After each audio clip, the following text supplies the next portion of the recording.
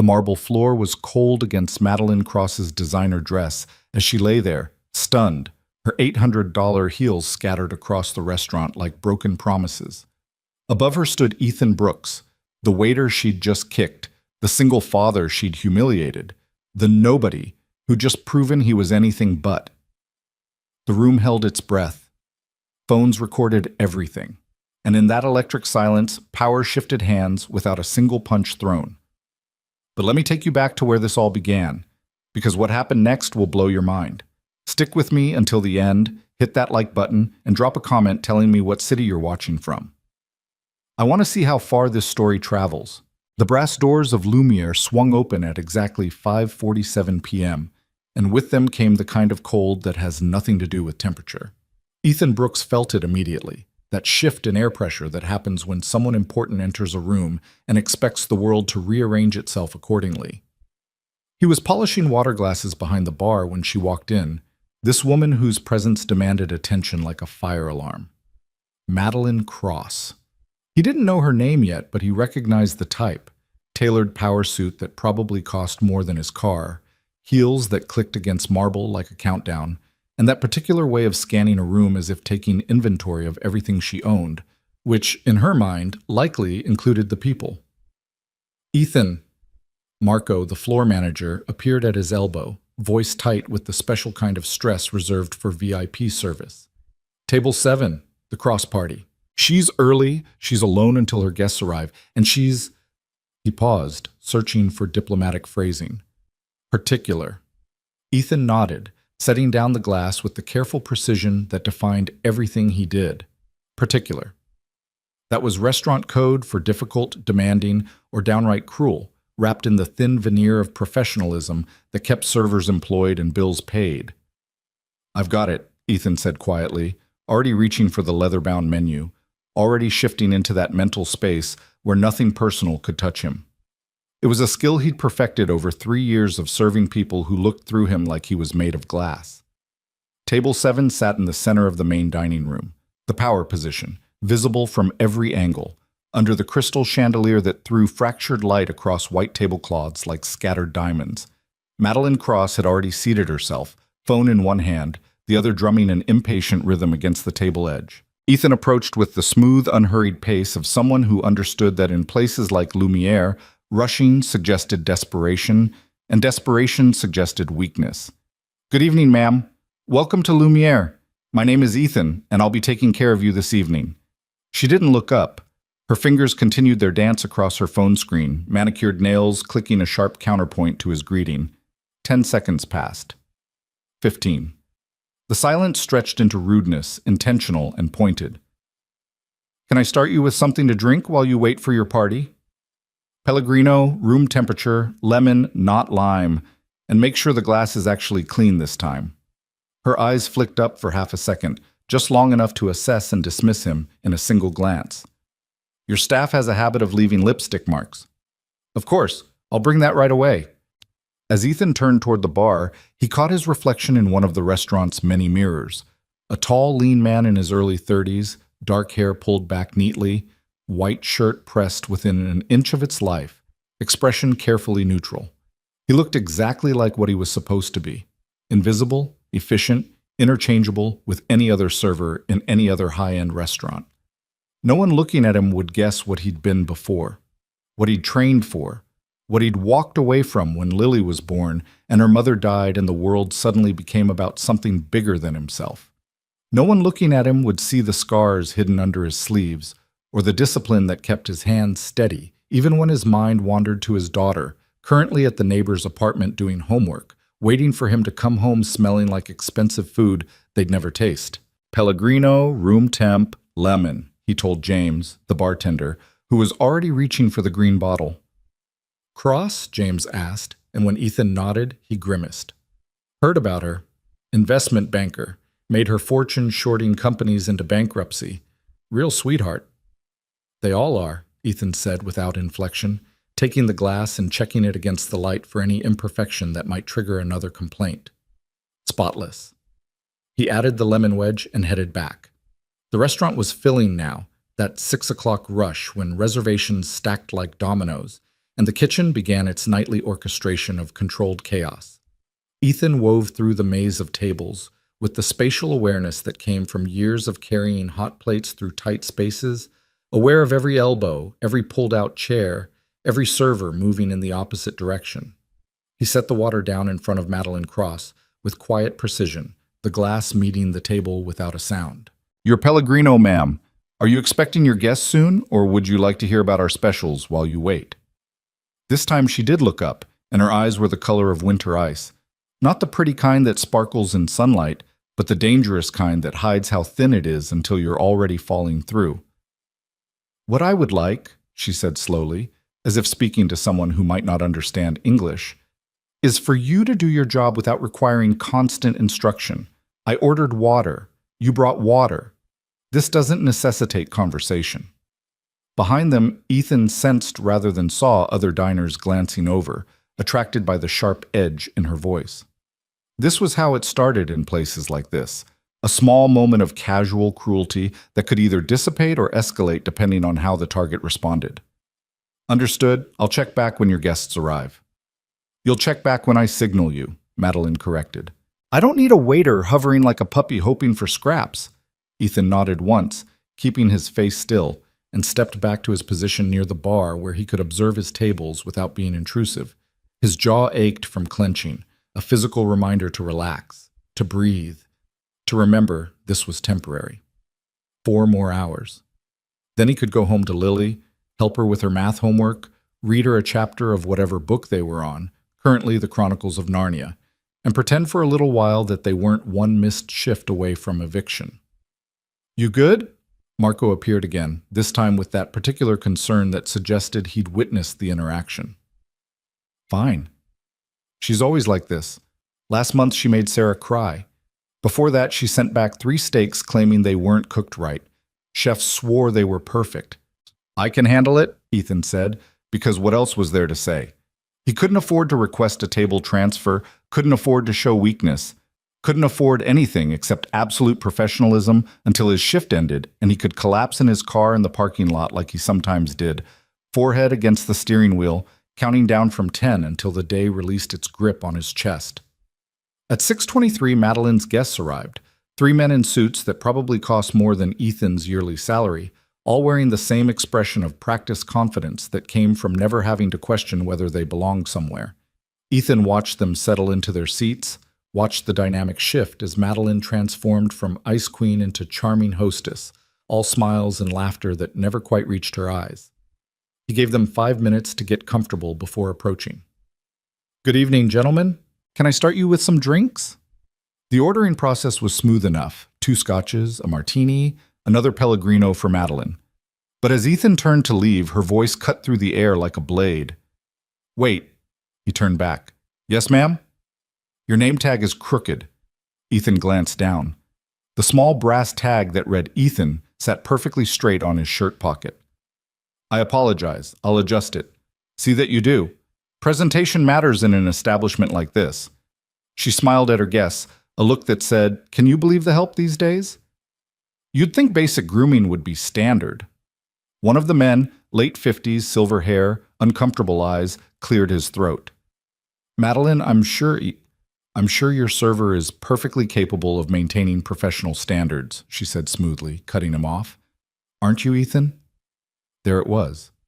His name, weaponized. Used not as an acknowledgement of his humanity, but as a tool to establish hierarchy, to remind him and everyone within earshot exactly where he stood in her world. "Absolutely, ma'am. I'll get those drinks right away."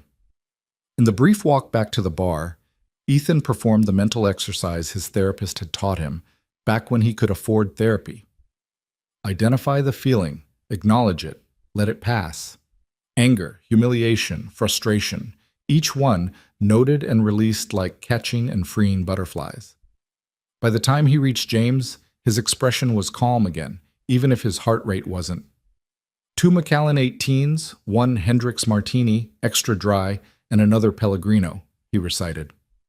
James started pouring, then paused. "Your name tag really crooked?" "No." "Didn't think so." He slid the glasses across the bar. "You know, you could—" "I can't," Ethan said simply, and James dropped it because they both knew the score. This wasn't about what was fair or right. This was about paying rent, keeping food on the table, making sure Lily had her medication refilled when her asthma flared up. This was about survival. The drinks delivered, Ethan took their dinner orders, sea bass for Madeline, various steaks for the men, and transmitted them to the kitchen where Chef Raymond ruled with the benevolent tyranny of someone who'd earned 3 Michelin stars and never let anyone forget it. For the next 40 minutes, Ethan performed his job with mechanical precision. He brought bread, refilled water, delivered meals with the proper flourish. And through it all, Madeline found fault. The bread was too cold. The water had ice when she'd specifically said no ice. She hadn't. His timing was off. His posture suggested disrespect. His efficiency suggested rushing them. Each criticism was delivered with a smile, always in front of her guests, always loud enough for nearby tables to hear. It was a performance, Ethan realized. She was establishing dominance, showing these men, potential investors probably, that she was someone who commanded absolute control over her environment, right down to the staff. By 7:30, other servers were shooting him sympathetic looks. Marco had checked in twice. Even some of the regular diners, people who came to Lumiere weekly and knew the staff by name, were watching with expressions ranging from pity to secondhand embarrassment. But Ethan continued, because this was the deal he'd made with himself 3 years ago when he'd hung up his old life like a coat he no longer fit into. He would do whatever it took, endure whatever he had to endure, to give Lily the stable, safe childhood she deserved. If that meant swallowing his pride nightly, then pride was a luxury he couldn't afford. At 8:15, as Ethan was clearing their dinner plates, Madeline's phone buzzed. She glanced at it, and something shifted in her expression. A tightness around her eyes, a tension in her shoulders. Whatever the message said, it had disturbed her carefully maintained composure. "Is everything all right, ma'am?" one of her guests asked. "Fine," she said crisply, setting the phone down with more force than necessary. "Just some people who don't understand the meaning of professionalism." Her eyes landed on Ethan, who was stacking plates with quiet efficiency, and something in her gaze crystallized into focus. She'd had a bad moment, received bad news, and now she needed somewhere to direct the resulting emotion. And there he stood, convenient and powerless. "You," she said. Ethan looked up. "Yes, ma'am?" "How long have you worked here?" The question seemed innocent, but Ethan felt the trap in it like a wire across a dark path. 3 years. 3 years. And in 3 years, has no one taught you proper service etiquette? I apologize if there's been... Your hands, she interrupted, her voice rising just enough to carry to the neighboring tables. Look at your hands. Ethan glanced down at his hands, balanced on the stack of plates he was holding. They were clean, nails trimmed, exactly as they should be. "Ma'am, I'm not sure..." "Those scars." She pointed with one perfectly manicured finger. Visible scarring on a server's hands in a restaurant of this caliber is unacceptable. It's unsightly. It's unprofessional. Frankly, it's disgusting. The restaurant didn't go quiet. There was still the ambient noise of cutlery and conversation, but in the immediate vicinity, people had stopped talking. Ethan felt the weight of their attention like physical pressure. The scars she referenced were old, faded silver lines across his knuckles and the backs of his hands. Training scars, combat scars. The kind of marks you earned learning to break boards, then bricks, then defending yourself and others in situations most people only saw in movies. He'd accumulated them over 15 years in a discipline that demanded everything and gave back strength, focus, and a dangerous kind of confidence. But standing here, holding dirty plates while a woman in a $3,000 suit sneered at the evidence of his past, those scars felt like shame. I apologize if they're distracting, Ethan said quietly, the words tasting like ash. Would you like me to have another server complete your service? What I would like, Madeline said, leaning back in her chair with the satisfied air of someone who'd found the perfect pressure point, is for this establishment to maintain standards. What kind of person ends up with hands like that anyway? Bar fights? Prison? Madeline, the silver-haired man tried again, clearly uncomfortable. This seems what, Richard? I'm simply pointing out that when I pay $400 for a meal, I expect a certain level of refinement. not to be served by someone who looks like they've been in street brawls. Ethan felt something shift inside him. Not anger exactly, but a kind of cold clarity. This wasn't about his hands or his service or anything he'd actually done wrong. This was about power, pure and simple. She was upset about something in her life, and he was the easiest target for her to reassert control. He could walk away, should walk away. Take the plates to the kitchen, inform Marco he needed to be removed from the table. Let someone else finish the shift. It would mean less tip money, would mean explaining to his manager why he couldn't handle a difficult customer, would mean another mark against him in a job where 3 marks meant unemployment. But looking at Madeline Cross, seeing the cold satisfaction in her eyes as she waited for him to bow lower, to apologize more profusely, to accept her assessment of his worth, Ethan felt something he hadn't felt in years, the quiet, centered calm that came before a fight. Not a physical fight. He would never, but a different kind of confrontation, one where he simply refused to participate in his own humiliation. "They're for martial arts training," he said, his voice level and clear. 15 years of Muay Thai and Brazilian Jiu-Jitsu. The scarring is from conditioning work, repeated impact training that strengthens bones and tissue. It's common among serious practitioners. The table went silent. Madeline's eyes narrowed. "I apologize if they offend you," Ethan continued, "but they're a part of who I am, and I'm not ashamed of them. Now, can I interest anyone in dessert, or would you prefer your check?" For 3 seconds, maybe 4, nobody moved. The air itself seemed to hold its breath, waiting to see which way this would break. Then Madeline stood up. She didn't stand like someone preparing to leave. She stood like someone preparing for battle, her chair scraping back against marble with a sound like a sword being drawn. "How dare you?" she said, her voice low and dangerous. "How dare you speak to me like that?" "I spoke respectfully. You spoke like someone who's forgotten his place." She took a step closer, invading the space between server and guest that was supposed to remain inviolate. "Do you know who I am?" "Madeline Cross, investment banker. I was briefed when you made your reservation. Then you know that one phone call from me could end this restaurant's financing. One word from me could close these doors permanently." Another step. They were now less than 2 feet apart, her face tilted up toward his, eyes blazing with the kind of rage that came from someone unaccustomed to anything less than immediate compliance. "And you want to get smart with me over your disgusting hands?" Ethan was aware of multiple things simultaneously. The phones coming out at nearby tables, recording this interaction for social media. Marco frozen near the kitchen door, clearly trying to decide whether to intervene. The 3 businessmen at Madeline's table looking various shades of uncomfortable, but saying nothing, doing nothing, protecting their own interests by staying silent. And he was aware of his daughter, Lily, age 7, who would be getting ready for bed soon in their tiny apartment, who trusted him to come home every night, who believed her daddy was strong and good and would always keep them safe. "Ma'am," Ethan said quietly, "I'm going to step back now, and I'm going to get my manager. I think that's best for everyone."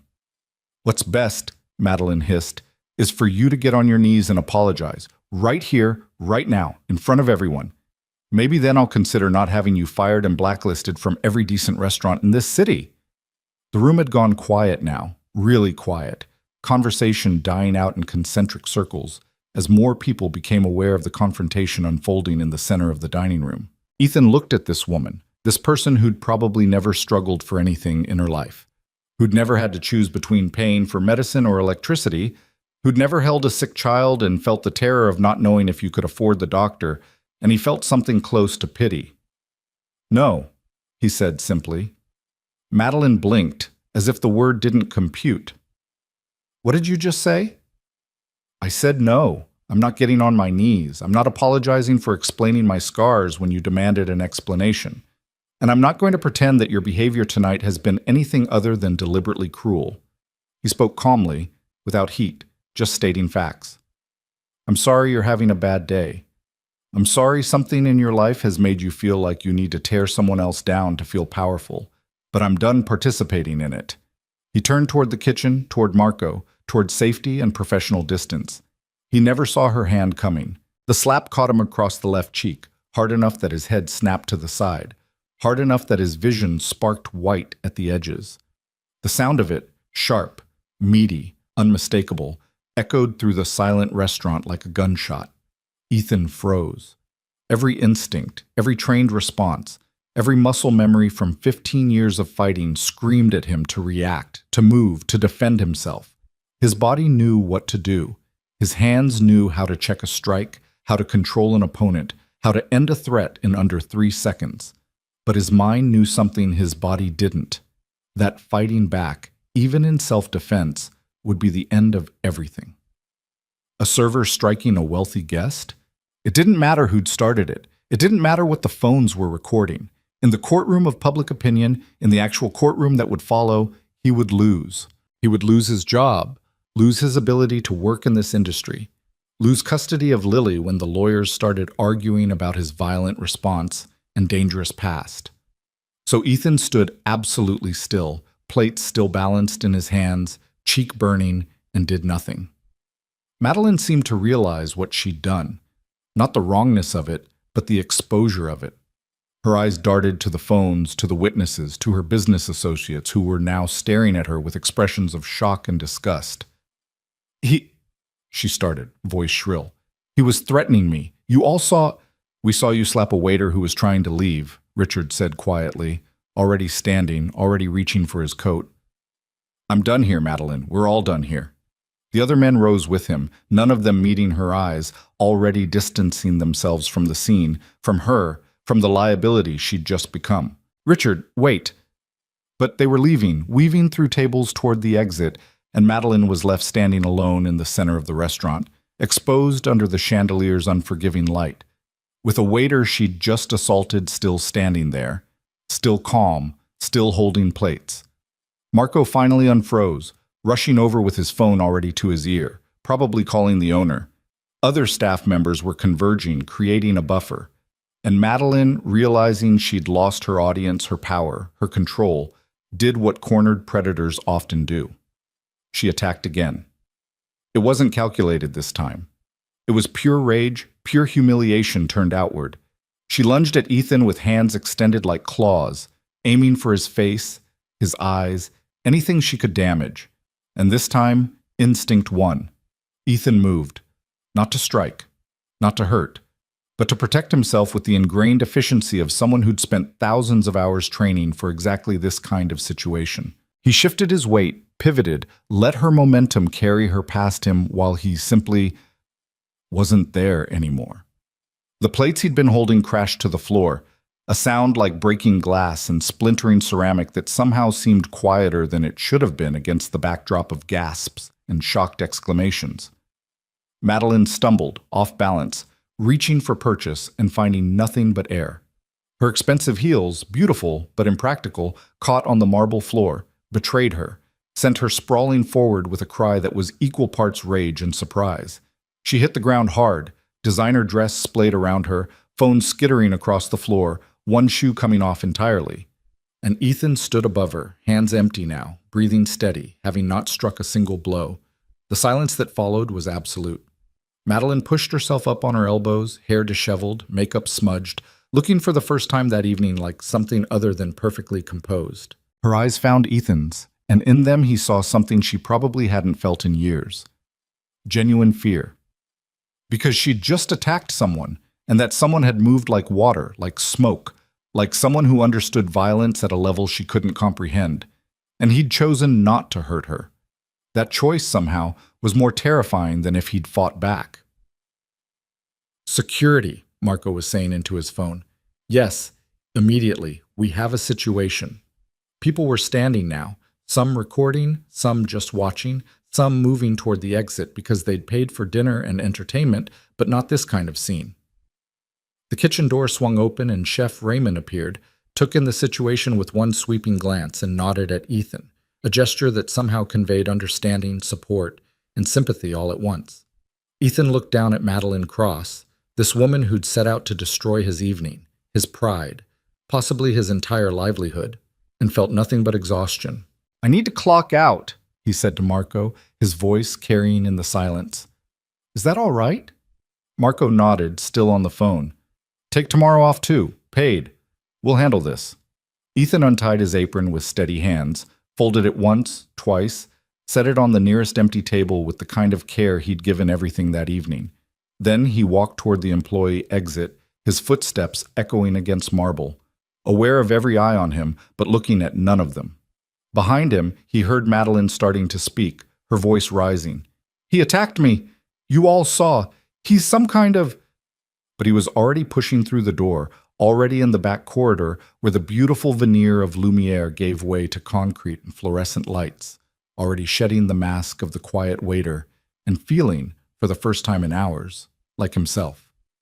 His hands were shaking now, adrenaline catching up. He leaned against the wall, counted to 10, then 20, waiting for his heart rate to settle. A phone call to Mrs. Chen, his neighbor, to let her know he'd be home soon. A brief conversation with the owner, Mr. Castellano, who'd arrived with security and wanted his statement, his side, his truth. Security footage pulled, witness statements gathered, the efficient machinery of liability management spinning into action.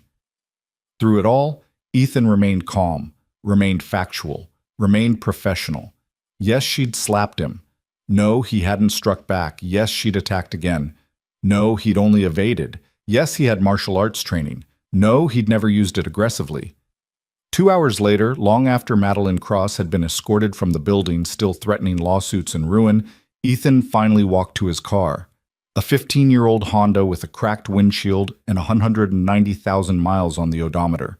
He sat in the driver's seat, forehead against the steering wheel, and allowed himself 10 seconds of complete stillness. 10 seconds where he wasn't a waiter, wasn't a father, wasn't anything except a man who was so very tired. Then he started the engine, pulled out of the parking lot, and drove home to his daughter, who was still awake, still waiting, still believing that her daddy was strong and good and would always keep them safe. And as Ethan parked outside their apartment building, as he climbed the stairs to their third-floor unit, as he opened the door to find Lily curled up on the couch with Mrs. Chen, homework spread around her, eyes lighting up when she saw him, Ethan realized something that felt simultaneously like relief and terror. His old life, the one he'd carefully buried for 3 years, had just cracked its way back to the surface. And there was no putting it back. The apartment smelled like Mrs. Chen's jasmine tea and Lily's strawberry shampoo, familiar scents that usually signaled home and safety. But tonight they felt fragile, like everything else in Ethan's carefully constructed world. "Daddy!" Lily launched herself from the couch before he'd fully closed the door, 7 years old and all momentum, colliding with his legs hard enough that he had to brace himself. Her arms wrapped around his waist with the fierce certainty of a child who hadn't yet learned that sometimes the people you love don't come home at all. Ethan's hands found her hair automatically, smoothing the dark curls that were so like her mother's, it sometimes hurt to look at them. "Hey, little bug, you're supposed to be asleep." Mrs. Chen let me wait up. We were doing fractions. She pulled back, looking up at him with eyes that were his own, dark brown, serious, seeing too much. "Your face is red." His hand moved to his left cheek before he could stop it, fingers finding the heat still radiating from where Madeline's palm had connected. In the bathroom mirror at the restaurant, he'd seen the outline of her hand printed on his skin like evidence, like shame made visible. "It's nothing, just a long shift." Mrs. Chen appeared from the kitchen, wiping her hands on a dish tag. She was 73, widowed, sharp as broken glass despite what her age might suggest. Her eyes went immediately to his face, then to his hands, reading the story his body told even when his mouth stayed quiet. "Lily, sweet girl, why don't you get your pajamas on? Your daddy needs to talk to me about boring adult things." "But go on, I'll come tuck you in." Ethan gave her a gentle push toward her bedroom, waited until the door closed before he let his shoulders drop, let the weight of the evening settle onto him like a wet coat. Mrs. Chen crossed her arms. "What happened?" A guest got upset. "Ethan." The way she said his name, patient but immovable, the tone of someone who'd raised 4 children and buried a husband and didn't have time for half-truths, broke through his remaining defenses. "She slapped me, in front of the whole restaurant, then tried to attack me again when I wouldn't apologize for existing." The words came out flat, drained of emotion. "I moved out of the way, and she fell. Security footage caught everything. My manager says I'm clear, but you're terrified," Mrs. Chen finished quietly. Ethan nodded, not trusting his voice, because that was the truth underneath everything else. Not anger at Madeline, not even humiliation at being struck in public, just pure animal terror that this incident would somehow spiral, would reach the family court judge who'd granted him custody, would give Lily's maternal grandparents the ammunition they'd been looking for to take her away. They'd never approved of him, the fighter, the man with no college degree, the one who'd gotten their daughter pregnant and then had the audacity to survive her when a drunk driver ran a red light 3 weeks after Lily was born. For 3 years, they'd been circling like sharks, waiting for him to fail, to prove their assessment correct. And now he'd been involved in an altercation with a wealthy woman who probably had lawyers on speed dial. "Listen to me." Mrs. Chen's hand found his shoulder, grip surprisingly strong. "You did nothing wrong. You hear me? Nothing. Doesn't matter what I did, matters what it looks like. Then we make sure it looks like the truth, which is that you were assaulted and defended yourself without raising a hand to her. That's not a crime, Ethan. That's restraint." He wanted to believe her, wanted to accept the simple arithmetic of right and wrong, innocent and guilty. But he'd been navigating the world long enough to know that math didn't always work the same way for everyone. "I should check on Lily," he said, moving toward her bedroom before Mrs. Chen could push deeper, could ask the questions that would unravel him completely. Lily's room was barely bigger than a closet, just enough space for a twin bed, a small dresser, and the bookshelf Ethan had built from scrap lumber. Posters covered the walls, animals, planets, a diagram of the human skeletal system that she'd been fascinated by since her last doctor's visit. She was already in her pajamas, sitting cross-legged on her bed with her notebook open. "What are you working on?" Ethan asked, settling onto the edge of her mattress. "Math. Mrs. Chen said if I get all the problems right, she'll teach me about percentages next." Lily's pencil moved across the paper with careful precision. "Did you bring me anything?" It was their ritual, every shift, if there were leftovers, if Chef Raymond was in a generous mood. Ethan would bring home something from the restaurant, usually bread, sometimes a dessert that hadn't sold, once an entire salmon fillet that had been prepared for a guest who'd left before ordering. "Not tonight, Bug." It was a weird evening. Lily looked up from her homework, studying him with that unnerving intensity that reminded him she was too smart for her age, too observant. "Because of your face?" "Yeah, because of my face." "Did someone hit you?" The question hung in the air between them, and Ethan understood he was at a crossroads. He could lie, could deflect, could protect her from the ugliness of what had happened. Or he could tell her some version of the truth, could teach her that sometimes bad things happen to good people, and it wasn't fair, but you survived it anyway. "A guest got very angry and did something she shouldn't have done," he said carefully. "But I'm okay. And she's the one who got in trouble, not me." "Good." Lily's voice was fierce, protective in the way children are when they love someone. "People shouldn't hit." "No, they shouldn't. Unless it's self-defense, like you taught me." Ethan had started teaching Lily basic self-defense 6 months ago. Simple techniques that focused on awareness and escape rather than confrontation. How to yell loudly enough to attract attention, how to break a grip on a wrist, how to run and where to run to. It had seemed important, necessary even, to give her tools he'd never had as a child. But now, sitting in her small room with his face still burning from a stranger's handprint, he wondered if he was preparing her for a world he'd already failed to protect her from. "Exactly like I taught you," he agreed. "Now finish your homework so I can read to you." They made it through 2 chapters of Narnia before Lily's eyes started drifting closed.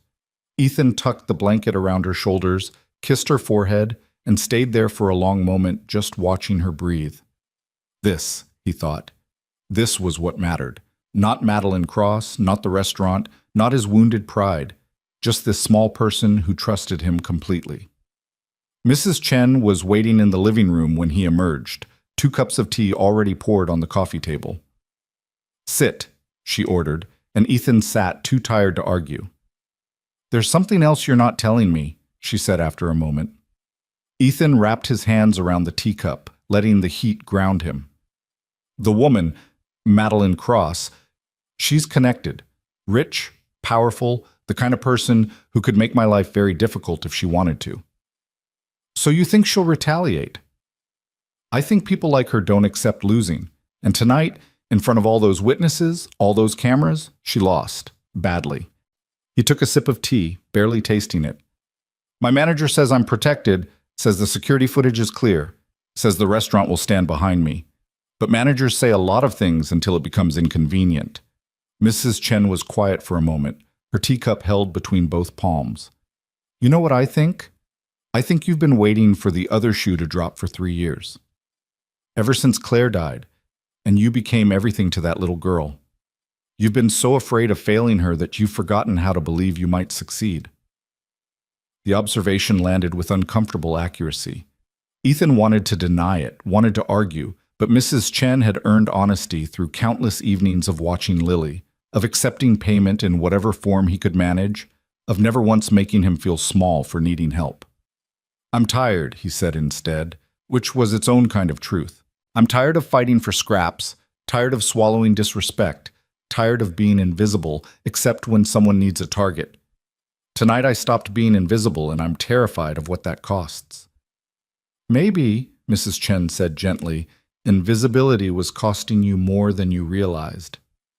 They sat in silence after that, drinking tea while the apartment building settled around them. Footsteps overhead, muffled television from next door. The distant sound of traffic from the street below. Normal sounds, ordinary life continuing while Ethan's felt suspended in amber, waiting to crack. His phone buzzed in his pocket, a text from Marco. Owner wants to meet tomorrow, 10 a.m., just to talk. You're not in trouble. Ethan showed Mrs. Chen the message. She read it and shrugged. So you go, you talk, you tell them exactly what happened. The truth is on your side. The truth hasn't always been enough, Ethan said quietly, thinking of custody hearings and social workers and lawyers who'd looked at his background. Martial arts instructor, no college degree, young father overwhelmed by tragedy, and seen liability instead of love.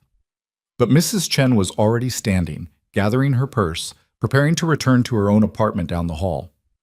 Well, tonight it was. That woman attacked you and fell on her own arrogance. Let tomorrow worry about itself. After she left, Ethan locked the door and stood in the center of his living room, this small space that he'd made into a home through sheer force of will.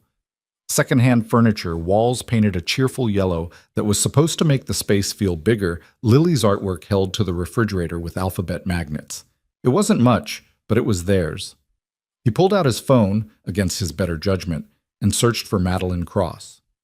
The results were immediate and extensive. Investment banker at Prometheus Capital. Featured in Forbes, Wall Street Journal, Business Insider. Estimated net worth between 50 and 70 million. A profile that described her as ruthless but brilliant, someone who'd built a fortune by identifying struggling companies and either salvaging them through hostile restructuring or profiting from their collapse. There were photos. Her at charity galas, at business conferences, always perfectly composed, always in control.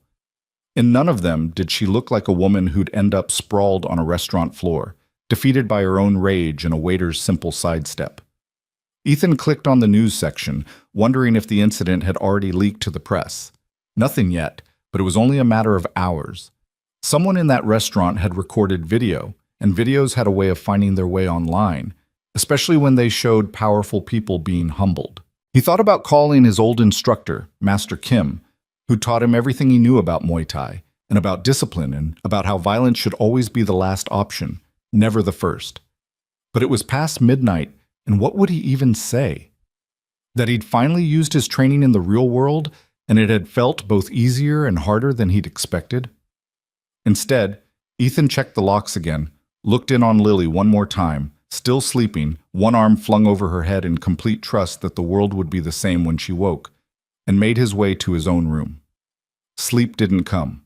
He lay in the darkness, replaying the evening frame by frame, analyzing every moment like footage from a training session.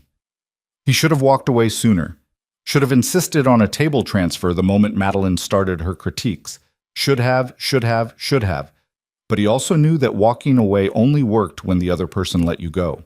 And Madeline Cross had been determined to make him an object lesson, a demonstration of her power and his powerlessness. She'd just chosen the wrong person to demonstrate on. The thought brought with it an uncomfortable realization. Part of him, a small, dark part he didn't like to acknowledge, had felt something close to satisfaction when she'd fallen. Not at her pain, but at the public collapse of her carefully maintained dominance. For just a moment, she'd been the one who was powerless, the one who was humiliated, the one looking up instead of down. Ethan didn't like that part of himself, didn't like the pleasure that came from someone else's defeat, even someone who'd spent the evening trying to destroy his dignity. It felt too close to the mentality that had made him a good fighter, that predatory instinct that assessed weaknesses and knew exactly how to exploit them. He'd walked away from that life because he'd seen where it led, had watched talented fighters become addicted to the adrenaline and the violence, had seen relationships crumble and bodies break down and mental health deteriorate. When Claire had gotten pregnant, when they'd decided to keep the baby despite being young and unprepared and terrified, Ethan had made a choice. He would be a father first and everything else second. Then Claire had died, and that choice had become the only thing holding him together. His phone lit up in the darkness. Another text, this time from a number he didn't recognize. Ethan considered ignoring it, letting it wait until morning, but insomnia and anxiety made poor companions for patience. The message was brief. This is Richard Chen from tonight.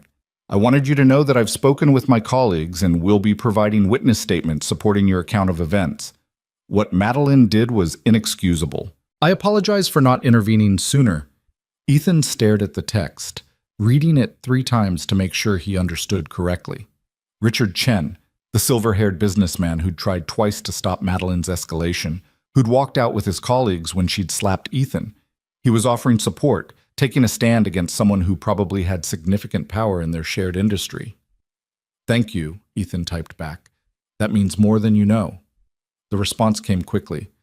I have a daughter your age. If someone treated her the way Madeline treated you, I'd want to believe that someone would stand up for her. Good luck tomorrow. Something in Ethan's chest loosened slightly, some knot of tension he'd been carrying since leaving the restaurant. He wasn't completely alone in this. There were witnesses, there was footage, there were people willing to tell the truth even when it was inconvenient. Maybe Mrs. Chen was right. Maybe the truth would be enough. He finally fell asleep around 3 in the morning, his dreams a confused jumble of restaurant tables and fighting rings, of Lily calling for him while he was trapped behind glass, of Madeline's face transforming into the judge who'd granted him custody, saying over and over, "You're not good enough. You were never good enough."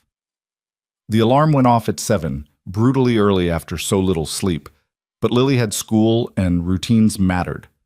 Ethan dragged himself out of bed, made breakfast, cereal and toast, nothing fancy but consistent, and helped his daughter get ready while keeping his own exhaustion hidden behind practiced normalcy. Are you going to work today? Lily asked, around a mouthful of Cheerios. I have a meeting first, then maybe. We'll see. Will the mean lady be there? Ethan paused in the middle of packing her lunch. What do you know about a mean lady? I heard you and Mrs. Chen talking last night. The walls are thin. She said it matter-of-factly, without accusation. Is she going to try to take me away? The question hit him like a physical blow, all his worst fears given voice by the one person he'd been trying to protect from them. Ethan abandoned the lunch bag and knelt down next to Lily's chair, bringing himself to her eye level. No, he said firmly. Nobody is taking you away from me. Ever. What happened last night was between me and an adult who behaved badly. It has nothing to do with you, and it doesn't change anything about us. Promise? Promise. Lily studied his face with those 2 old eyes, measuring his sincerity, and must have found it sufficient because she nodded and returned to her cereal. But Ethan remained kneeling there for a moment longer, understanding that the stakes of today's meeting had just gotten higher. It wasn't just about his job anymore, wasn't just about pride or income.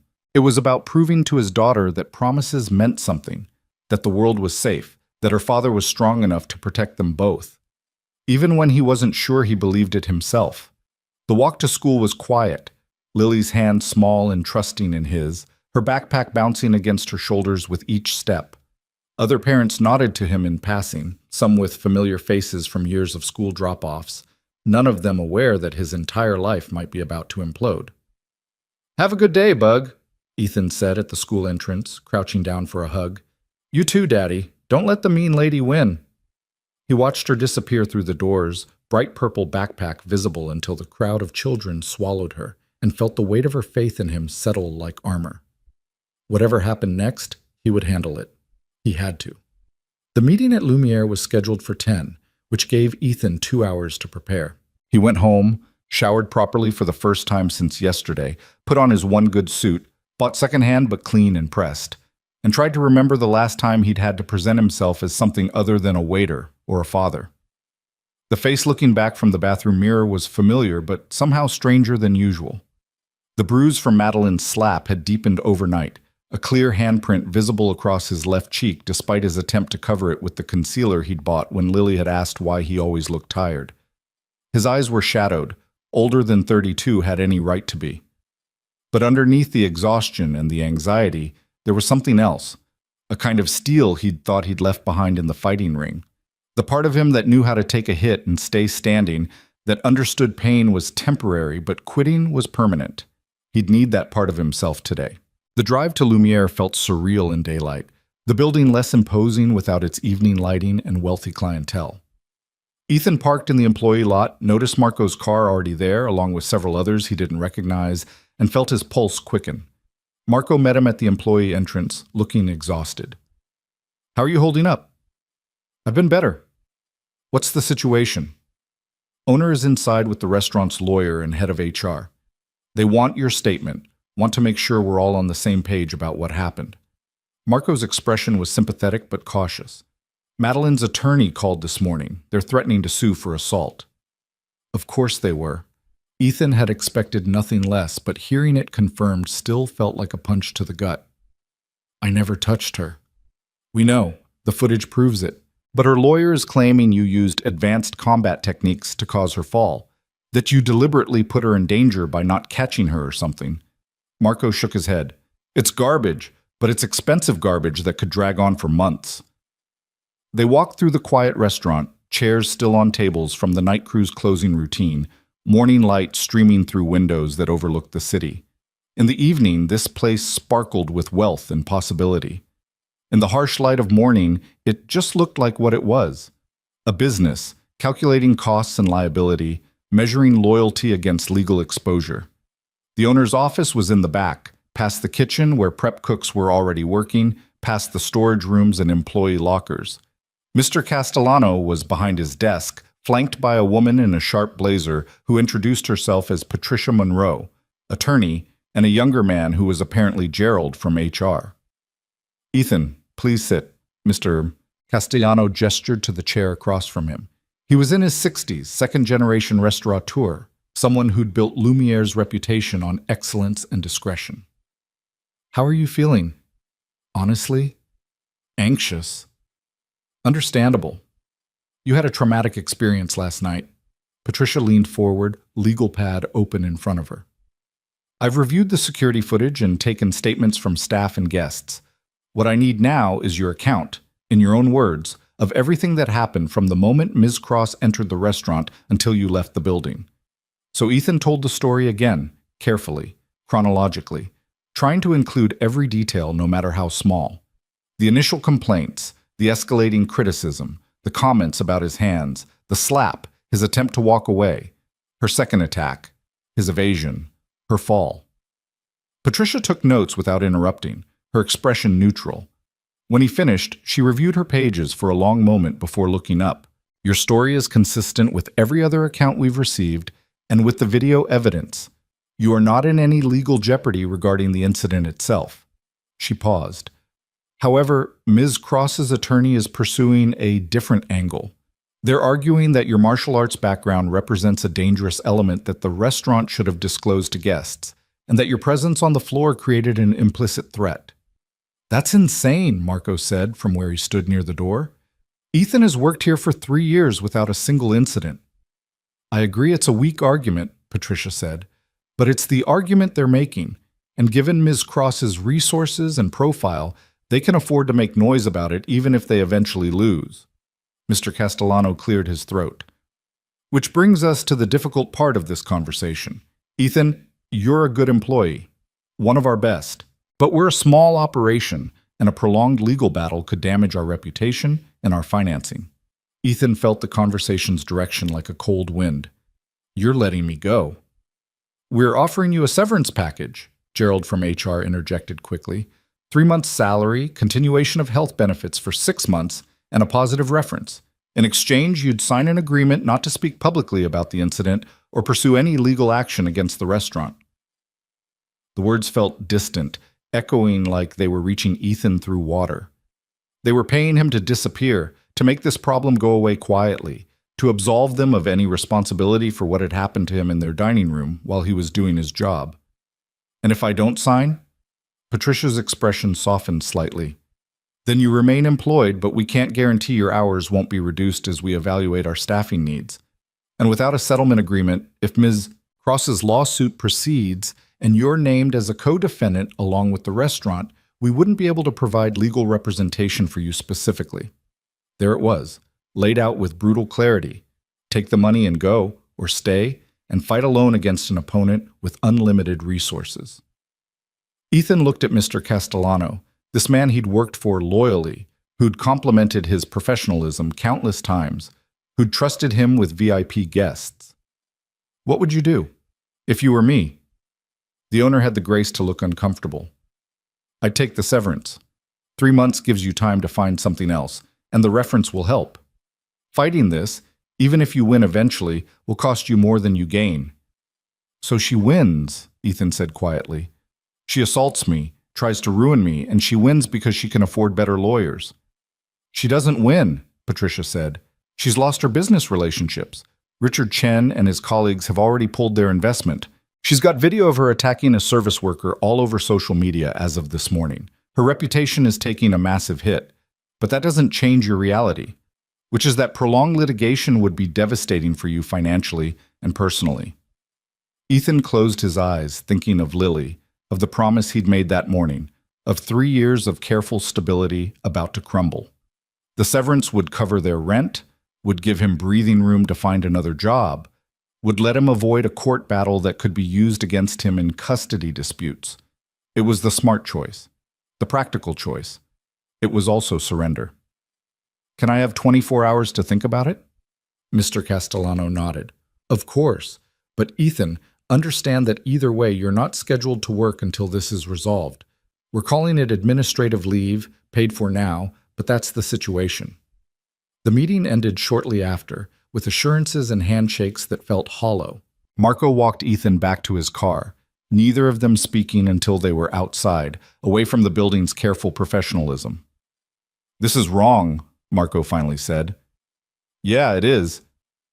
You should fight it. You should make them stand behind you. Ethan leaned against his Honda, feeling every hour of missed sleep, every ounce of stress. With what, Marco? I can't afford a lawyer. I can barely afford my rent. Fighting this means risking everything on principle, and principle doesn't keep my daughter fed. So you're just going to let her get away with it? She's not getting away with anything. You heard Patricia. Her reputation is already damaged, but my reputation, my ability to work, my custody of Lily, those I can't afford to risk. Marco looked like he wanted to argue more, but something in Ethan's expression must have stopped him. Instead, he just gripped Ethan's shoulder briefly. Whatever you decide, I'll back you, for whatever that's worth. It's worth a lot. The drive home felt longer than usual, the midday traffic a surreal backdrop to the dissolution of his employment. Ethan's mind kept circling back to the same question. When had he become someone who accepted being a victim? When had survival become synonymous with surrender? He knew the answer. It had happened gradually, over 3 years of single parenthood, of prioritizing Lily's needs over his own pride, of swallowing small indignities to avoid larger catastrophes. Somewhere along the way, he'd stopped being Ethan Brooks the fighter and become Ethan Brooks the survivor, and there was a difference.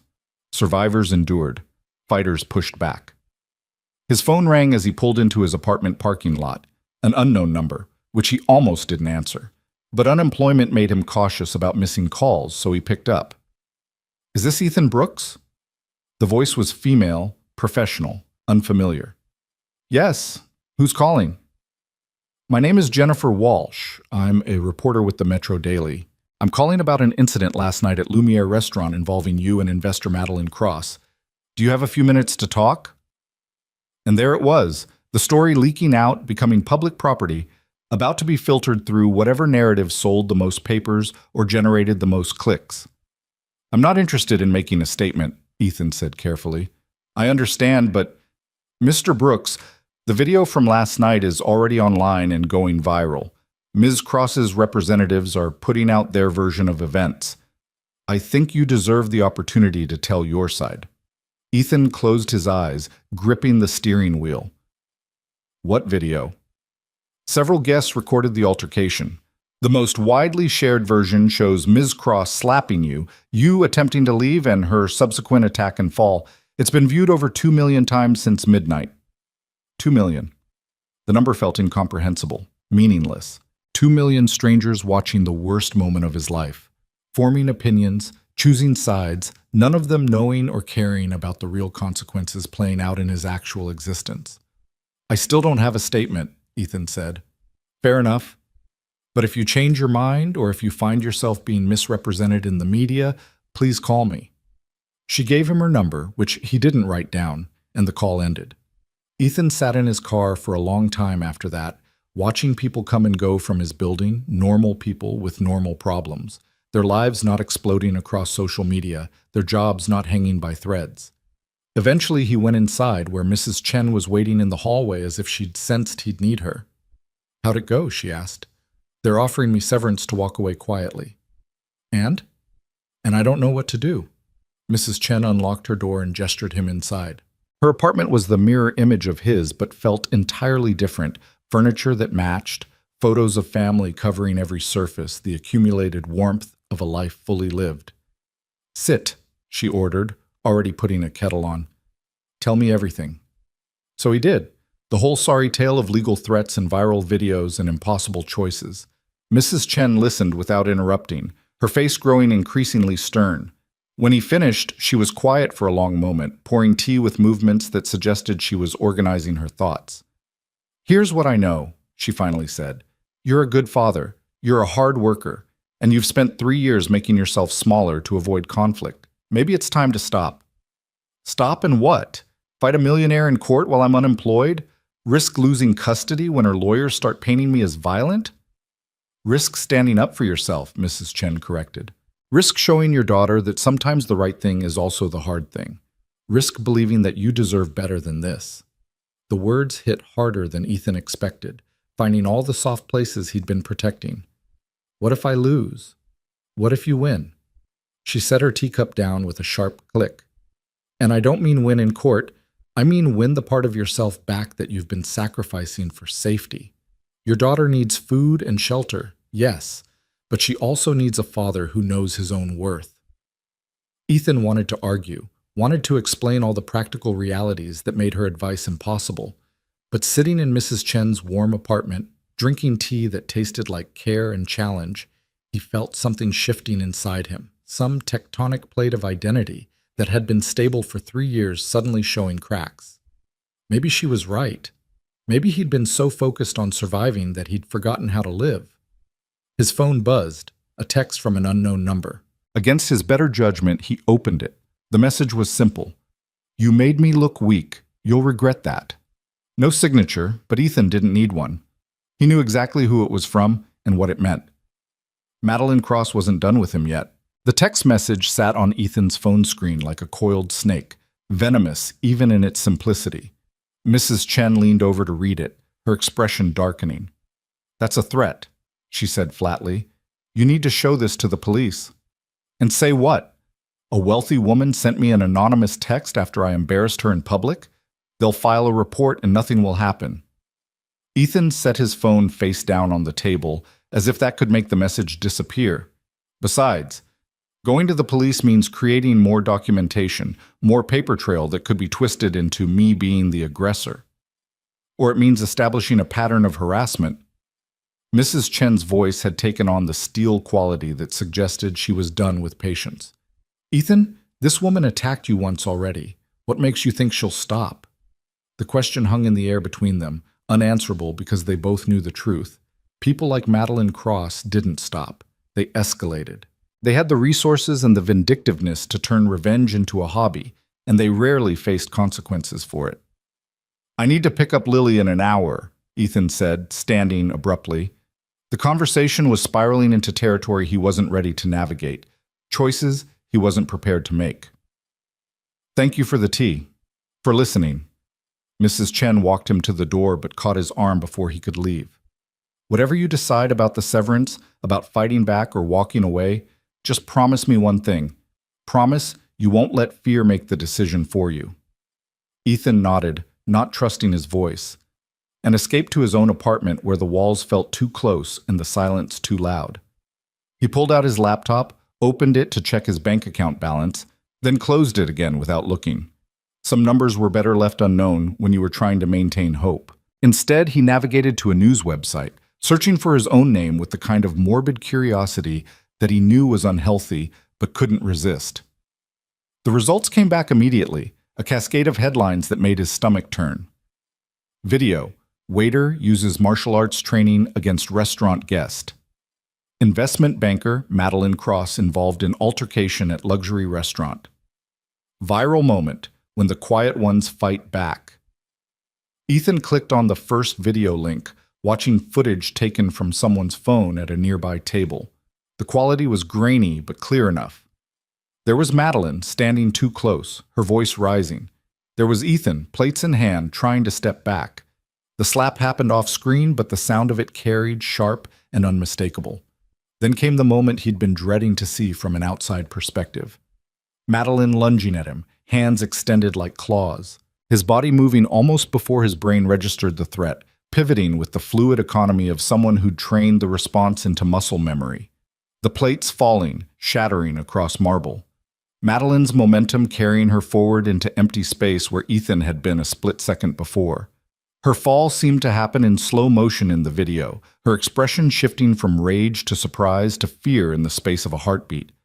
The sound when she hit the ground was sickening even through phone speakers, and the collective gasp from the restaurant patrons created an audio backdrop that made the whole thing feel staged, theatrical.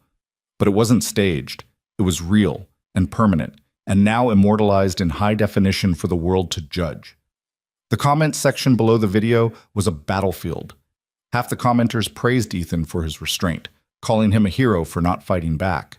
The other half accused him of using excessive force, of being a dangerous martial artist who should never have been working with the public, of deliberately humming Madeline even though the video clearly showed otherwise. "This is what happens when restaurants hire thugs instead of real professionals," one comment read, with over 3,000 likes. "Good for him," read another. "Rich people think they can treat service workers like garbage. She got what she deserved." Ethan closed the laptop before he could read more, his hands shaking slightly. This was his life now, dissected by strangers, reduced to a 30-second clip that people would watch while eating lunch or waiting in line, something to share and argue about and forget by tomorrow when the next viral moment came along. Except he wouldn't forget, and neither would Madeline Cross, judging by that text message. His phone rang again. Another unknown number. This time Ethan let it go to voicemail, then listened to the message with growing dread. "Mr. Brooks, this is Detective Sarah Mendez with the City Police Department. I'm investigating a complaint filed by Madeline Cross regarding an incident at Lumiere Restaurant. I'd appreciate if you could come down to the station at your earliest convenience to give a statement. You're not under arrest or being charged with anything at this time, but Ms. Cross's legal team has been quite insistent that we investigate. Please call me back at this number." So it was starting. The legal machinery grinding into motion, positioning him as a suspect rather than a victim, forcing him to defend himself against accusations that should never have been taken seriously in the first place. Ethan saved the detective's number and immediately called the restaurant's lawyer, Patricia Monroe. She answered on the second ring, her voice brisk and professional. "I just got a call from police about giving a statement," Ethan said without preamble. "What do I do?" "Don't go alone. I'll accompany you as the restaurant's counsel, and I'd recommend we do it today rather than letting it hang over your head. Can you make it to the station by 3? "What about my daughter? School gets out at 3:15. "Bring her to my office first. My secretary can watch her while we handle this. It shouldn't take more than an hour." Patricia's tone softened slightly. "Ethan, This is standard procedure when someone with resources files a complaint. The detective will likely watch the video, hear your statement, and close the case. Don't panic. Easy for her to say. She wasn't the one whose entire existence was balanced on a knife edge, one wrong word away from disaster. But Ethan agreed to meet her at 2:30, giving him just enough time to pick up Lily and explain why they were taking a detour before going home. The afternoon crawled by with agonizing slowness. Ethan tried to distract himself with household chores, with job searching, with anything that might keep his mind from spiraling. But every task felt pointless, performative, like rearranging deck chairs on the Titanic. At 2:45, he stood outside Patricia's law office with Lily's hand in his, trying to project a calm he absolutely didn't feel. The building was downtown, all glass and steel, and the kind of understated wealth that came from charging $500 an hour. "Why are we here?" Lily asked for the third time, her backpack hanging heavy on her shoulders. "I need to talk to some people about work stuff. It's boring adult things. But Miss Patricia's secretary is really nice, and she has coloring books in her office." "I'm too old for coloring books," Lily informed him with 7-year-old dignity. "Then bring your homework. It won't take long, Bug, I promise." But Patricia met them in the lobby, shaking Lily's hand with the same seriousness she'd shown Ethan during their meeting. Her secretary, a woman named Carmen with kind eyes and graying hair, immediately engaged Lily in conversation about school and books, and whether she liked horses, and within minutes his daughter was settled at a desk with her math homework spread out, seemingly unconcerned about the strangeness of the situation. "Ready?" Patricia asked Ethan, already walking toward the elevator. "No, but let's go anyway." The police station was less intimidating than Ethan had feared, more bureaucratic than dramatic. Detective Mendez turned out to be a woman in her 40s with tired eyes and the demeanor of someone who'd seen enough human stupidity to be unsurprised by anything. She led them to a small interview room that smelled like stale coffee and resignation. "Mr. Brooks, thank you for coming in. I want to be clear up front that you're not being accused of anything criminal at this point. Ms. Cross's attorney filed a complaint alleging assault, but after reviewing the security footage and witness statements, I'm not seeing grounds for charges. However, I do need your official statement for the record." Relief flooded through Ethan so quickly it made him dizzy. "So, this is just procedural?" "Essentially, yes. Walk me through what happened from your perspective." So Ethan told the story again, the third or fourth time depending on how he counted, the details becoming almost mechanical through repetition. Detective Mendez took notes without much reaction, occasionally pausing the recording to ask clarifying questions. "And when she came at you the second time, you moved out of the way. Can you describe exactly how you moved?" "I pivoted to my left and stepped back. It's a basic defensive maneuver, designed to remove yourself from the line of attack without engaging. I didn't push her, didn't strike her, didn't make any contact with her at all." "But you have extensive martial arts training." It wasn't a question, but Ethan answered anyway. 15 years of Muay Thai and Brazilian Jiu-Jitsu, yes, which is exactly why I knew how to de-escalate without violence. I was trained to control situations, not to create them. Detective Mendez made a note, her expression neutral. "Ms. Cross's attorney is arguing that your training made you a weapon, essentially, and that your evasive maneuver was designed to cause her to fall and injure herself." "That's absurd," Patricia interjected. "The video clearly shows Ms. Cross attacking him and losing her balance due to her own momentum and inappropriate footwear. Mr. Brooks literally did nothing except not be where she expected him to be." "I agree. Which is why, like I said, I'm not pursuing charges, but I needed this statement to close out the complaint officially." Detective Mendez clicked off the recorder and leaned back in her chair. "Off the record, Mr. Brooks, you showed remarkable restraint. A lot of people in your position would have reacted very differently." "I have a daughter," Ethan said quietly. "Reacting differently would have cost me everything." The detective's expression softened with understanding. "Well, for what it's worth, you made the right call. This complaint is being marked as unfounded, and I'll be recommending no further investigation. If Ms. Cross or her legal team continues to harass you, document everything and file your own complaint." The meeting ended shortly after, with handshakes and business cards and the overwhelming sensation of having dodged a bullet. Patricia walked Ethan back to her office, looking satisfied. That went as well as it could have. The police investigation being closed strengthens your position significantly if Cross's civil attorney tries to push forward with a lawsuit. So what do I do now? Now you decide whether you're signing that severance agreement or fighting to keep your job. Honestly, Ethan, with the police report in your favor and the video evidence, you have a stronger case than the restaurant wants to admit. They're trying to avoid hassle, but they're also potentially violating labor law by essentially terminating you for being the victim of an assault on their premises. The words landed with unexpected weight. Are you saying I should sue the restaurant? I'm saying you have options. If you sign the severance, you take the money and move on, but you also accept their narrative that you're a liability. If you refuse and force them to either keep you employed or formally terminate you, you put them in a difficult legal position. With my help, we could potentially negotiate a much better settlement, or even keep your job. But that costs money I don't have. Patricia smiled slightly.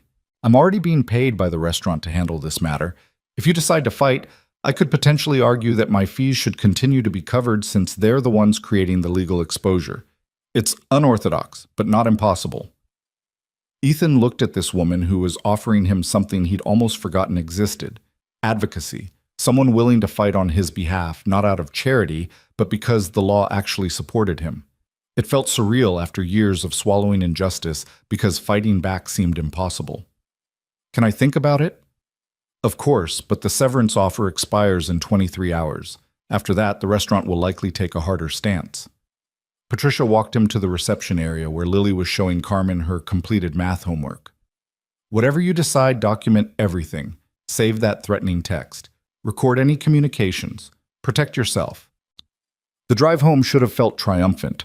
The police investigation closed, his lawyer suggesting he had leverage, the immediate crisis seemingly contained. But Ethan felt only exhaustion and a growing awareness that the fight wasn't over, was maybe just beginning. "Daddy, are you in trouble?" Lily asked from the back seat, her voice small. "No, Bug. Everything's okay." "You keep saying that, but your face looks worried." Ethan glanced at her in the rearview mirror, this perceptive child who saw too much and understood more than he wanted her to. "Grown-up stuff is complicated sometimes, but I promise you, we're going to be fine."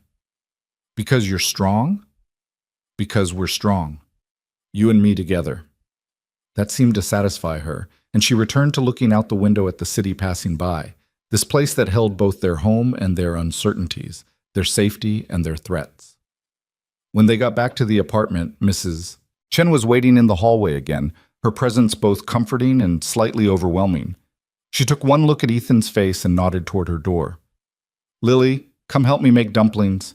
Your father needs a minute." "I want to stay with Daddy. And he wants you to learn how to make proper dumplings, so someday you can teach your own kids. Come on." Lily looked between them, clearly sensing the adult conversation being orchestrated around her, but the promise of cooking lessons won out. She followed Mrs. Chen inside, leaving Ethan alone in the hallway with his thoughts and his phone and the decision that was crystallizing with increasing clarity. He pulled up the threatening text message from Madeline. Read it again. Let the anger it sparked move through him instead of pushing it down. Then he called Patricia Monroe. "I'm not signing the severance," he said when she answered. "I want to fight." There was a pause, then, "Are you sure? This could get ugly." "It's already ugly, but I'm tired of pretending that accepting ugliness is the same as handling it. What do I need to do?" Patricia's voice took on a new energy, the tone of someone who enjoyed a good legal battle. "First, we draft a response to the restaurant refusing their offer and outlining your position that you were assaulted on their premises while performing your duties, and that any attempt to terminate you represents retaliation. Second, we file a formal complaint against Madeline Cross for harassment, using that text message as evidence. Third, we prepare for her attorney to escalate. And what does escalation look like? Honestly, I think they'll try to attack your character, your fitness as a parent, your past. They'll look for anything they can use to paint you as dangerous or unstable. You need to be prepared for that." Ethan thought about his life, about the years of martial arts training, about Claire's death and the custody battle with her parents, about every moment of struggle and survival that had brought him to this point. Let them look. Let them dig. He'd survived worse than scrutiny. Do it, he said. All of it. They spent the next hour on the phone, Patricia asking questions and taking notes while Ethan provided information he'd never thought would be relevant to a restaurant job. His training history, his teaching credentials from when he'd briefly run classes at a community gym, testimonials from Master Kim about his character and discipline. It felt strange, almost narcissistic, to catalog his own worth this way. But Patricia insisted it was necessary, building a counter-narrative to whatever Madeline's team would construct. By the time they hung up, Ethan felt wrung out, but also lighter, as if some burden he'd been carrying had been redistributed onto shoulders that could handle it better. He retrieved Lily from Mrs. Chen's apartment, where they'd apparently made 36 dumplings, and his daughter had flour in her hair and joy on her face. "We saved you some for dinner," Lily announced proudly. "Mrs. Chen says I'm a natural." "She is," Mrs. Chen confirmed. "Good hands, patient, listens to instruction, unlike her father, who's impulsive and stubborn." Ethan accepted the container of dumplings and the criticism with equal grace. "Thank you for everything. Thank me by not backing down tomorrow when things get hard. That little girl needs to see her father stand up." That evening passed in the kind of domestic normalcy that felt precious given everything swirling around them. Ethan heated the dumplings, helped Lily with her reading homework, read her 2 chapters of Narnia instead of 1 because she asked nicely. They talked about her day at school, about the solar system project she was starting, about whether they could get a fish tank if Ethan found a new job. "Would you want a different job?" Lily asked as he tucked her in. "I want whatever job lets me take care of you and doesn't make me feel small. Haven't found that perfect combination yet, but I'm working on it." "I don't think you're small. I think you're the biggest person I know." The comment, delivered with 7-year-old seriousness, broke something open in Ethan's chest. He kissed her forehead, told her he loved her, and retreated to his own room before the emotion could overwhelm him completely. Sleep came easier that night, exhaustion overriding anxiety, and Ethan dreamed not of restaurants or lawyers, but of the training gym where he'd spent so many years. The smell of sweat and canvas, the rhythm of fists against bags, Master Kim's voice calling combinations in Korean-accented English. In the dream, he was young again, unbroken by loss, still believing that strength and discipline could solve any problem. He woke to his phone ringing at 6 in the morning, an hour before his alarm. The number was blocked, which usually meant spam, but something made him answer. "Mr. Brooks?" The voice was male, unfamiliar, carrying an edge of aggression. "This is David Winters, attorney for Madeline Cross. I'm calling to inform you that we're prepared to file both criminal and civil charges against you for assault and intentional infliction of emotional distress, unless you agree to a public apology and financial settlement." Ethan was awake instantly, his mind sharp despite the early hour. "I was cleared by the police yesterday. Detective Mendez closed the complaint as unfounded. The police investigation was inadequate. We have medical documentation of Ms. Cross's injuries from the fall you caused, psychological evaluation showing trauma and distress, and witness testimony about your threatening behavior throughout the evening." "That's a lie. The security footage shows everything that actually happened." "The security footage shows a martial arts expert using his training to harm a guest half his size. But we're not unreasonable, Mr. Brooks. Ms. Cross is willing to accept a written apology, posted to your social media, along with a payment of $50,000 in damages, and this all goes away quietly." The number was so absurd it took Ethan a moment to process it. $50,000. More than he made in a year for an assault he didn't commit to apologize for being attacked. "No," he said simply. "Excuse me?" "I said no. I'm not apologizing for something I didn't do, and I'm certainly not paying your client anything. If she wants to file charges, tell her to file them. I've got my own attorney, and we're prepared to countersue for harassment." There was a pause on the line, as if Winters hadn't expected resistance. "You're making a serious mistake. Do you understand what kind of resources Ms. Cross has? She can bury you in legal fees, ruin any chance you have of future employment, drag this out for years." "Then I guess it'll drag out for years. Have a good morning, Mr. Winters." Ethan hung up before the lawyer could respond, his hands shaking with adrenaline. He'd just declared war on someone with infinite resources and nothing but spite motivating her. It was possibly the stupidest thing he'd ever done. It also felt right in a way nothing had felt right in a long time. He texted Patricia immediately, recounting the conversation. Her response came back within minutes. Perfect. Document the call if you can remember details. They're showing their hand early, which suggests they're not as confident as they're pretending. Don't take any more calls without me present. The rest of the morning unfolded with surreal normalcy. Breakfast with Lily, the walk to school, other parents chatting about weekend plans and school fundraisers while Ethan's life was actively imploding in ways they couldn't see. He smiled, made appropriate responses, and felt like an actor playing the role of normal dad, while inside he was preparing for battle. Patricia called at 9 with news. The restaurant's ownership met this morning. They're withdrawing the severance offer and requesting you return to work tomorrow night. They are? Why? Because I pointed out that their attempt to pay you off could be construed as admission that they failed to provide a safe workplace. Also, the viral video has actually increased their reservation requests. People want to eat at the place where the hero waiter works. You're suddenly good for business. Ethan should have felt vindicated. Instead, he felt manipulated, reduced once again to a commodity valued only for his utility to others.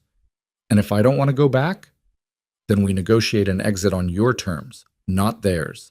But Ethan, having your job back means having income while we deal with Cross's legal team. It gives you stability. It also means serving the next Madeline Cross who walks through the door, pretending I'm invisible while people treat me like furniture. The words came out harder than he intended, carrying 3 years of accumulated resentment. I can't do it anymore, Patricia. I can't go back to that. Then what do you want? It was a simple question that required a complicated answer. What did he want? Safety for Lily, yes. Financial stability, obviously. But underneath those necessities was something else. Something he'd been suppressing so long, he'd almost forgotten it existed. He wanted his dignity back. He wanted to feel like himself again, not the diminished version he'd become.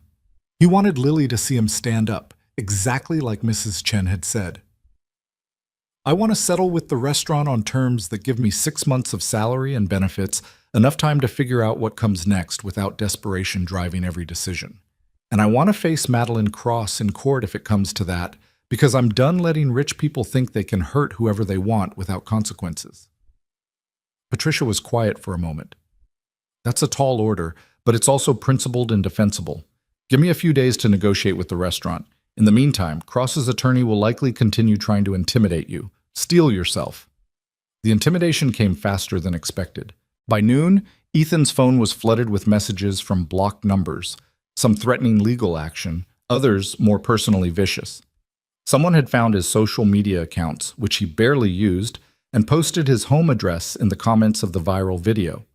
The restaurant's Yelp page was being bombed with fake reviews accusing them of employing violent criminals. And through it all, scattered among the attacks, were messages of support from strangers who'd watched the video and seen what Ethan had seen. A man being abused, trying his best not to escalate, trying to walk away, trying to do everything right, and being punished for it anyway. Stay strong, one message read. You showed more restraint than most people would have. Don't let them break you. Another. As a server who's dealt with customers like this, thank you for standing up. Even accidentally, you stood up. But the message that hit Ethan hardest came from an account belonging to someone named Marcus Rivera, who wrote, I was at Lumiere that night at table 12. I watched that whole thing happen and I did nothing. I sat there like everyone else and watched her humiliate you because intervening seemed awkward. I've been thinking about that for 2 days, about how many times I've been a coward by being polite. I'm sorry I didn't help you. You deserved better from all of us. Ethan read that message 3 times, feeling something shift in his understanding of the evening. He'd been so focused on Madeline, on his own response, on the immediate crisis, that he hadn't fully processed the role of everyone else in that room. The guests who'd watched and done nothing, the staff who'd been too afraid to intervene, the systemic acceptance of cruelty as long as it flowed downward from those with power. He typed a response. You don't owe me an apology, but maybe next time speak up. Not for me. For whoever needs it in the moment. That's how we change this. The rest of the day was spent documenting everything. Screenshots of threatening messages, a detailed timeline of events, Character references from people who'd known him for years. Patricia had been right about preparation. If this was going to be a war, Ethan needed ammunition. By the time he picked up Lily from school, he'd built a case file that painted a clear picture. A man who'd done everything right being punished by someone who'd done everything wrong, and a system that protected the latter because she could afford better lawyers. "Daddy, you look different," Lily observed as they walked home. "Different how?" "Taller. Like you're standing up straighter or something." Out of the mouths of children. "Maybe I am, Bug. Maybe I am." That evening, after Lily was asleep and the apartment was quiet, Ethan sat at his kitchen table with a beer he didn't particularly want and his phone displaying the viral video one more time.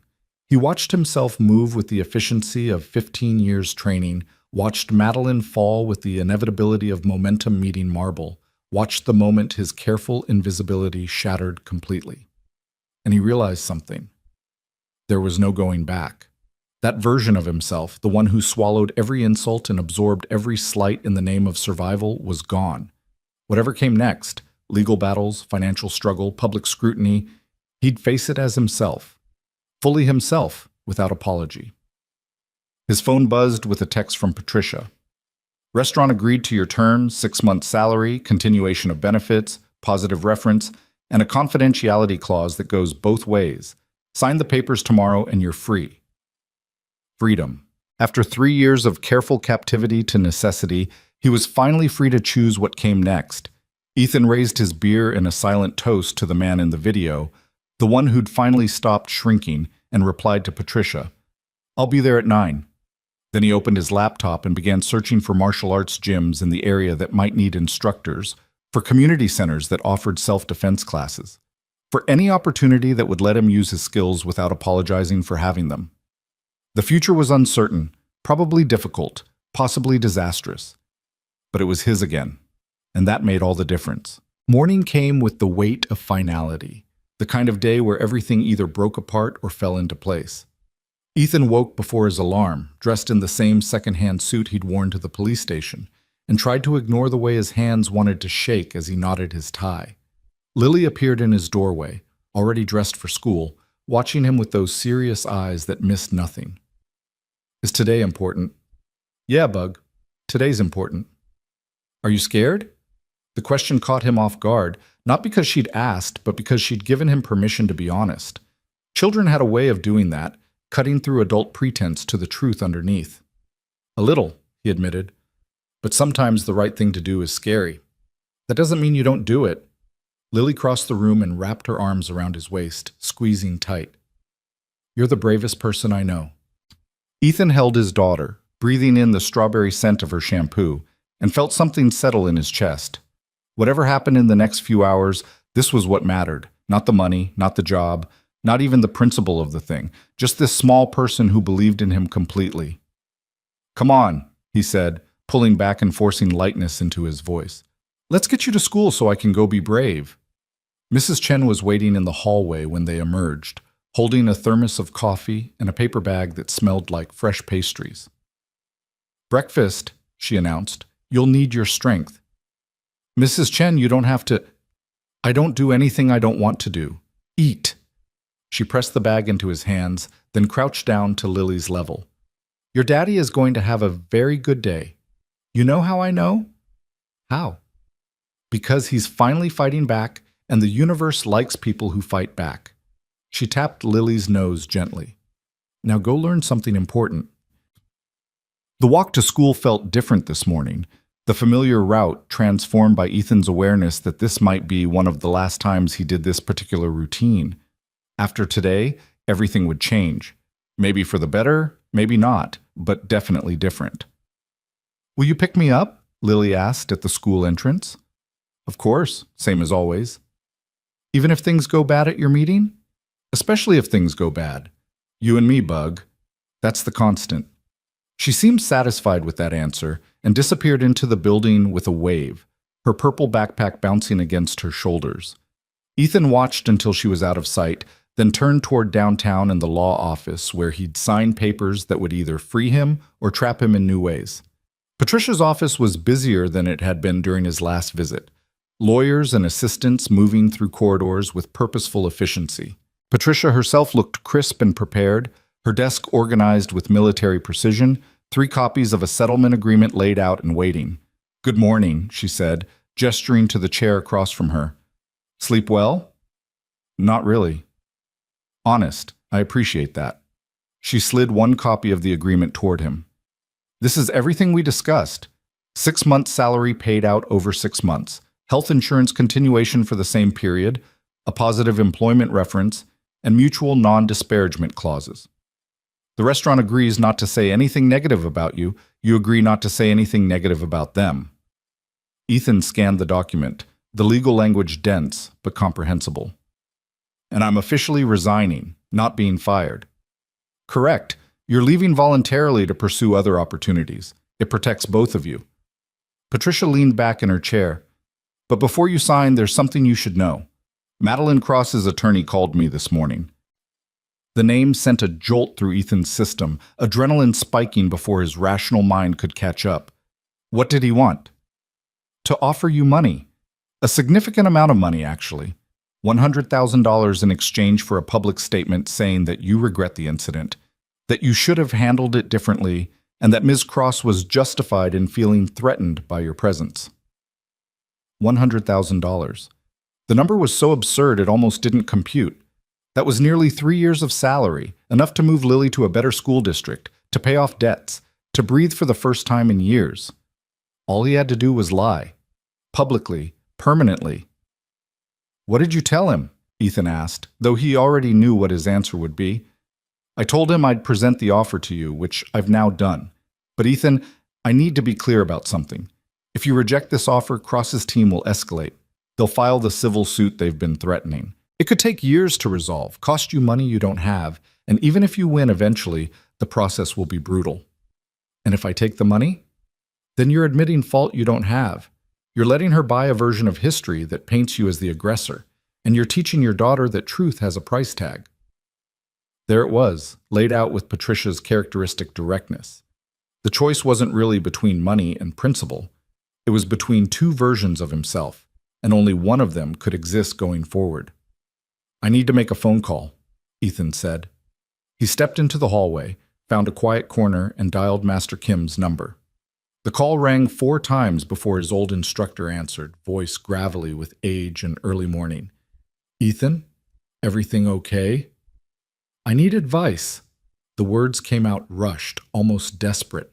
"Someone's offering me a lot of money to lie about something that happened, to say I was wrong when I wasn't. And I don't know if refusing that money makes me principled or just stupid." Master Kim was quiet for a long moment, the kind of silence that suggested he was choosing his words with care. "Tell me what happened." So Ethan told him everything. The incident at the restaurant, Madeline's attacks, his evasion, her fall, the aftermath that had consumed his life for the past 3 days. Master Kim listened without interrupting, his breathing the only sound through the phone. "You move the way I taught you," Master Kim finally said. "Minimum force, maximum efficiency, defense without aggression." "Yes." "And now someone wants to pay you to say that was wrong. They want to pay me to say I was threatening, that my training made me dangerous, that she was right to feel scared of me." "Were you threatening?" "No." "Was she right to feel scared?" "No. She was angry because I wouldn't let her humiliate me anymore."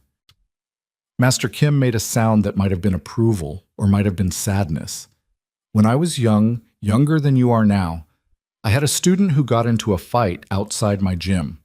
He used what I taught him to defend himself against 3 attackers, put all 3 in the hospital. The attackers' families sued him, sued me, said I was teaching violence.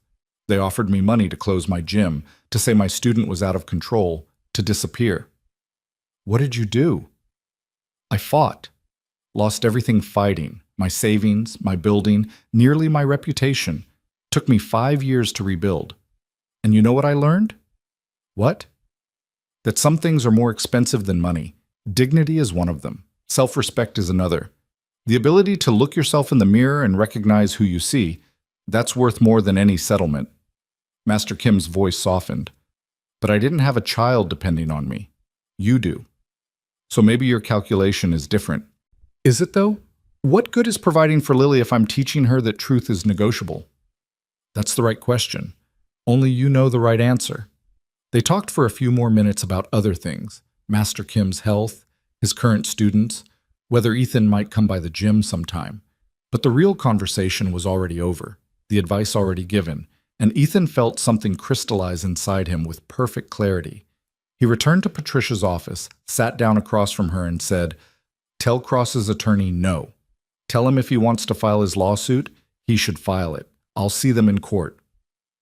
Patricia's expression flickered with something that might have been respect or might have been concern. "You're sure?" "I'm sure." Ethan picked up a pen and signed the settlement agreement with the restaurant, his signature bold and clear across the bottom of each page. Now let's deal with what comes next. What came next arrived faster than expected. By noon, Madeline Cross's attorney had filed a civil suit seeking $2 million in damages for assault, battery, intentional infliction of emotional distress, and negligent hiring on the part of Lumiere. The complaint was a masterpiece of creative fiction, painting Ethan as a violent martial artist with a history of aggression who'd stalked and terrorized a defenseless businesswoman. Patricia read through it with increasing incredulity, occasionally shaking her head or making notes in the margins. "This is mostly garbage, but there are a few concerning elements. They've found your custody case from 3 years ago and are using your in-laws' initial opposition to paint you as unstable. They've also got statements from other restaurant workers claiming you were intense and intimidating. I've worked there for 3 years without a single incident." "I know. But they're building a narrative of simmering violence waiting to explode. It's manipulative, but it's also effective storytelling." Patricia looked up from the documents. "We need to file our response within 30 days. But before we do that, I want to depose some witnesses, starting with the people who were actually there that night." The depositions began the following week. A parade of restaurant guests and staff members called to give their sworn testimony about what they'd witnessed. Ethan sat through each one in Patricia's conference room, listening to people describe the worst night of his life from their various perspectives. Richard Chen, the silver-haired businessman, was unequivocal in his support. Ms. Cross was behaving abominably from the moment she sat down. She was rude, dismissive, and deliberately provocative toward Mr. Brooks. When she slapped him, I was shocked. When she attacked him again, I wasn't surprised. She'd clearly lost control of herself. His 2 colleagues gave similar testimony, both expressing regret that they hadn't intervened sooner. "We were there for business," one admitted. "Calling out a potential investor seemed like a bad career move at the time. In retrospect, it was cowardice." Sarah, the server who Marco had mentioned crying after a previous encounter with Madeline, was visibly nervous but determined. She came in every few weeks, and she was always terrible, always finding fault, always making someone feel small. When I heard what happened to Ethan, my first thought was finally someone didn't just take it. But not all the testimony was supportive. Another server, a young man named Travis, who'd started a month before the incident, claimed Ethan had always been weird and standoffish, and that he'd seen him practicing combat moves in the break room. "What kind of combat moves?" Patricia asked. "I don't know, like stretching and stuff, but aggressive stretching." "Aggressive stretching?" "Yeah, like he was preparing for something." Patricia made a note, her expression neutral. Later, in private, she told Ethan that Travis had been reprimanded twice for sexual harassment and was likely hostile because Ethan had reported him. His testimony won't hold much weight, but it shows they're trying everything. The most painful deposition came from Marco, Ethan's former floor manager, who clearly didn't want to be there and struggled with every question. "Would you describe Mr. Brooks as a good employee?" Patricia asked. "Yes, one of the best." "Did you ever witness him being aggressive or threatening toward guests?" "No, never." "What about the night of the incident with Ms. Cross?" Marco hesitated, and in that hesitation, Ethan saw the pressure he was under. He was professional throughout. Even when she was berating him, he stayed calm, but what? But there was a moment right before she slapped him where his whole demeanor changed, like he'd made some decision. I can't explain it exactly, but it felt like he'd stopped being the waiter and become someone else, someone harder. The observation landed with uncomfortable accuracy because Marco was right.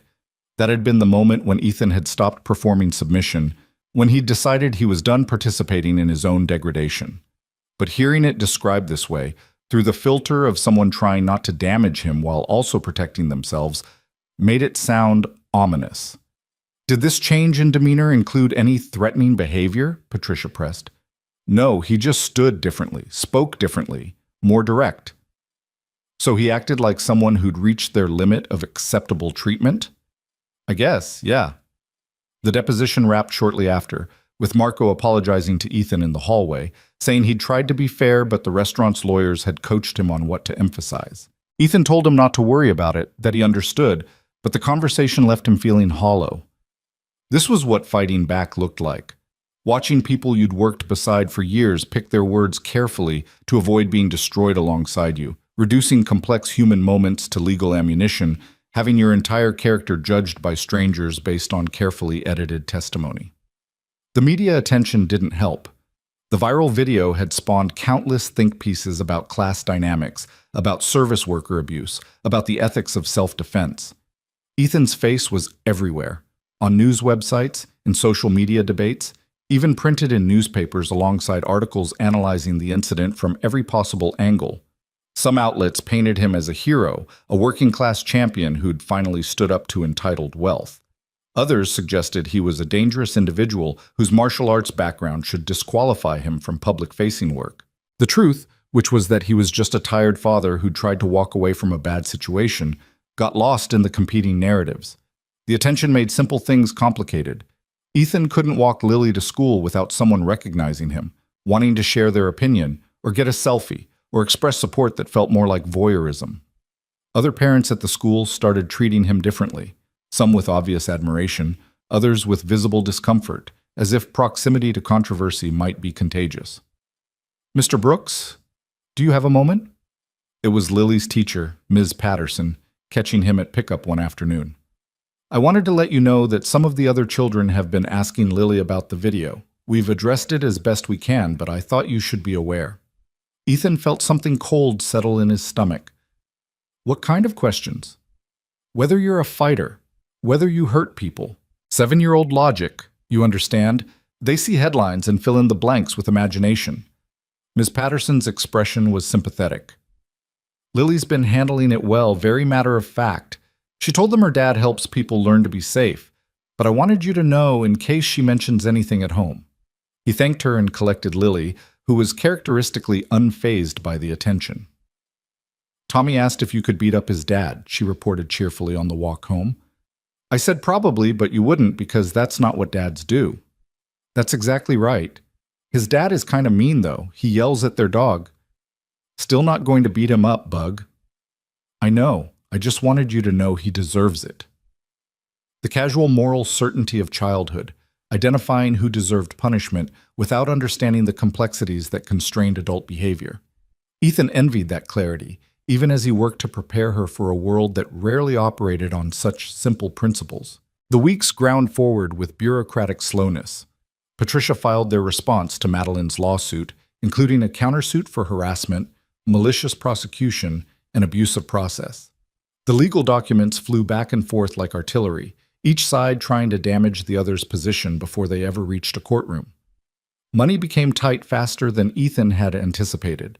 The 6-month settlement from Lumiere helped, but legal fees ate into it with alarming speed.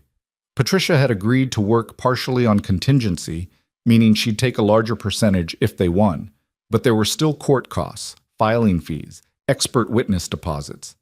Ethan picked up work where he could find it, a few shifts at a different restaurant where nobody knew his face, some private training sessions teaching self-defense to women who'd reached out after seeing the video. It wasn't enough to replace his lost income, but it kept them afloat.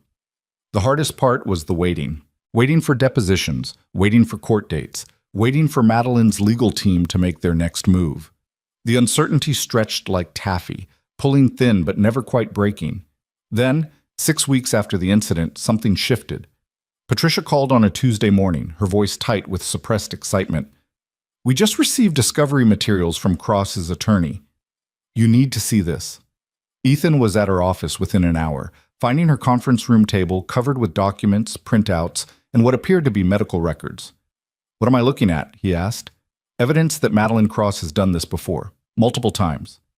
Patricia spread out a series of complaints, lawsuits, and settled claims.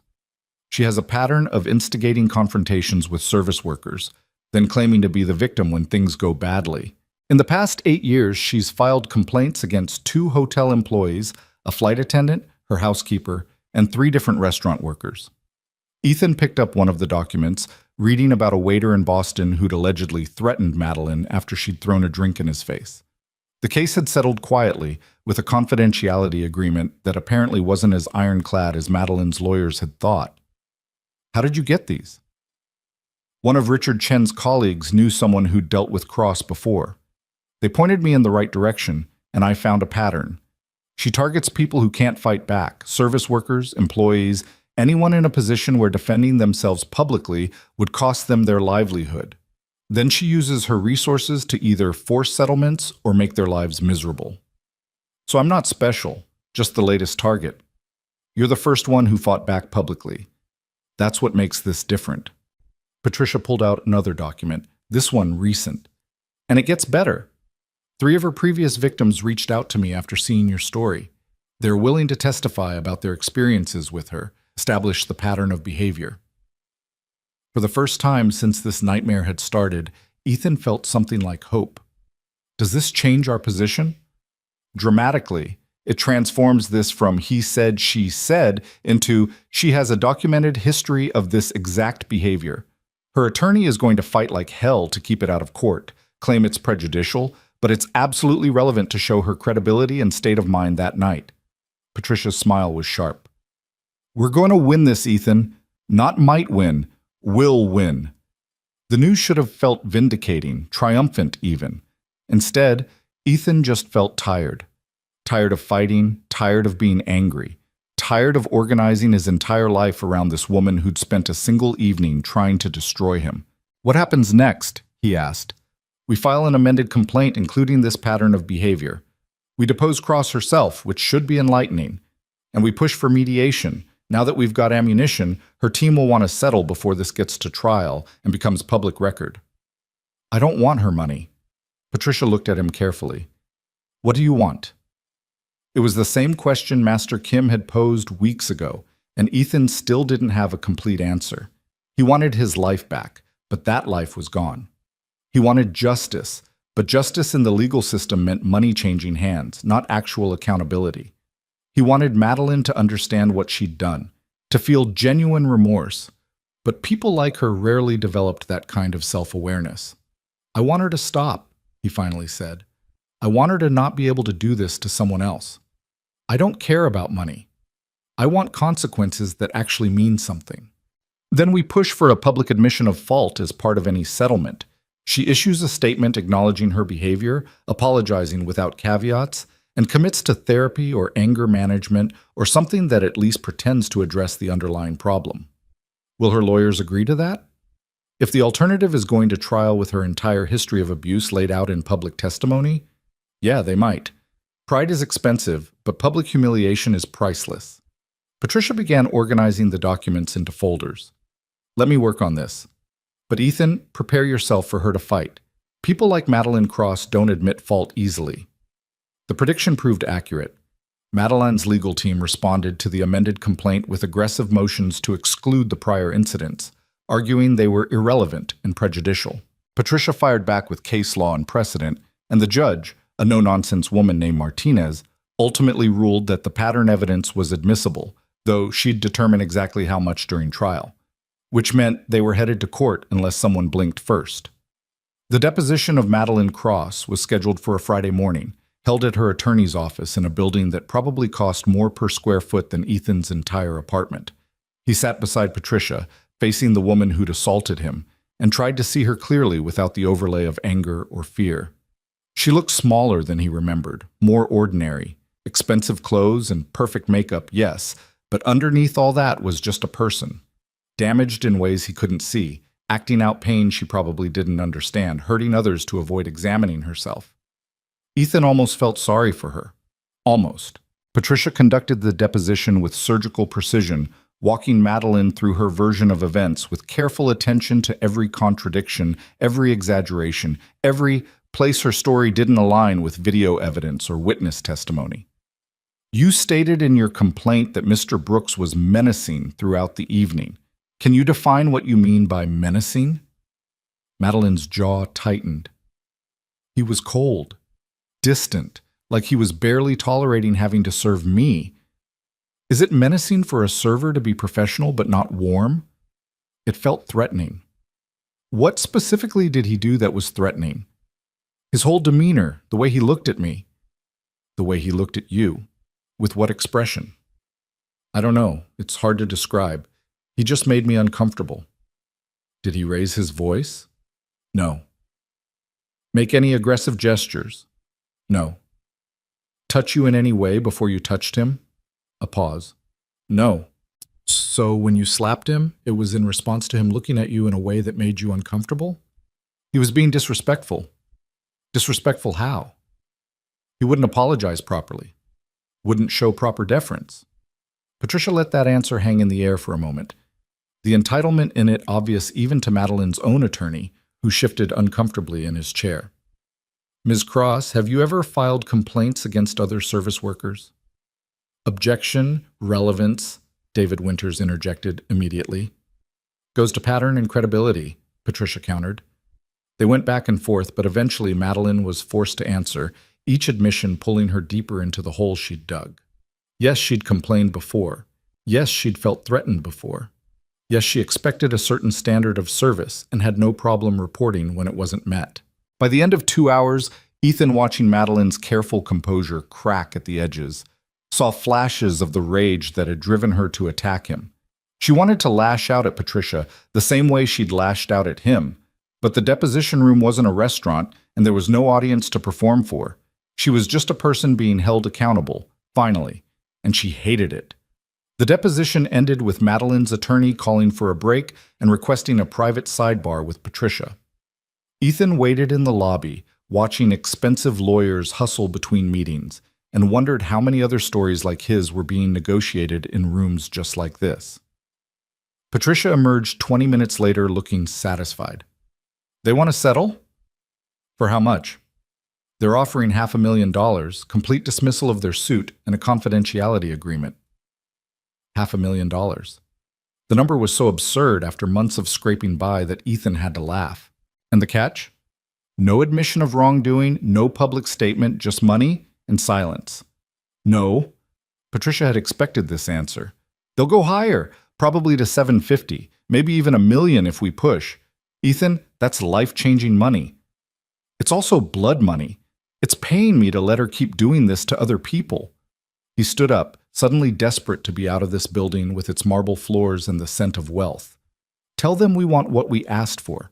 Public acknowledgement, apology, therapy requirement. If they won't agree, we'll see them in court. 2 days later, Patricia called with a different offer, $300,000. A public statement from Madeline acknowledging her behavior was inappropriate and apologizing to Ethan specifically, and a requirement that she complete anger management counseling. Still no admission of legal wrongdoing, but as close as they were likely to get. It's not perfect, Patricia said, but it's real consequences. The apology will be public record. The counseling requirement is enforceable, and the money gives you options. You can donate it, use it for Lily, whatever feels right. Ethan thought about his daughter, about the years of struggling ahead, about the statement this would make versus the statement he'd wanted to make. Sometimes winning wasn't getting everything you wanted. Sometimes it was getting enough to call it victory and move forward. Okay, he said. Let's accept. The settlement was finalized the following week, signed by both parties and filed with the court. Madeline's statement was brief and clearly written by lawyers, but it was also public and permanent. I regret my behavior toward Ethan Brooks at Lumiere Restaurant. My actions were inappropriate, and I apologize for any distress I caused. I'm taking steps to address my conduct going forward. It wasn't a confession. It wasn't justice in any meaningful sense. But it was acknowledgement, and sometimes that was enough. The media covered the settlement extensively, most outlets treating it as vindication for Ethan and a rare moment of accountability for someone with Madeline's resources. The comment sections filled with people sharing their own stories of mistreatment by employers, customers, and others with power over their livelihoods. "This is bigger than you," Mrs. Chen said the evening after the settlement was announced. She'd come over with celebratory dumplings, insisting they mark the occasion properly. "You didn't just stand up for yourself, you showed people it's possible to stand up. That matters." Maybe it did. Maybe that was worth all the stress, all the uncertainty, all the nights lying awake wondering if he'd made the right choice. Or maybe it just was what it was. A difficult situation he'd handled as best he could, with consequences he'd learned to live with. Either way, it was over. Finally, mercifully over. That night, after Lily was asleep and the apartment was quiet, Ethan sat with the settlement paperwork spread before him and tried to feel victorious. The money would solve immediate problems: back rent, medical bills, maybe even a small college fund for Lily. The apology would satisfy something in him that had needed satisfaction. But mostly, he just felt the absence of pressure, like a weight he'd been carrying had finally been set down. His shoulders dropped, his jaw unclenched. For the first time in months, he took a full breath and let it out slowly.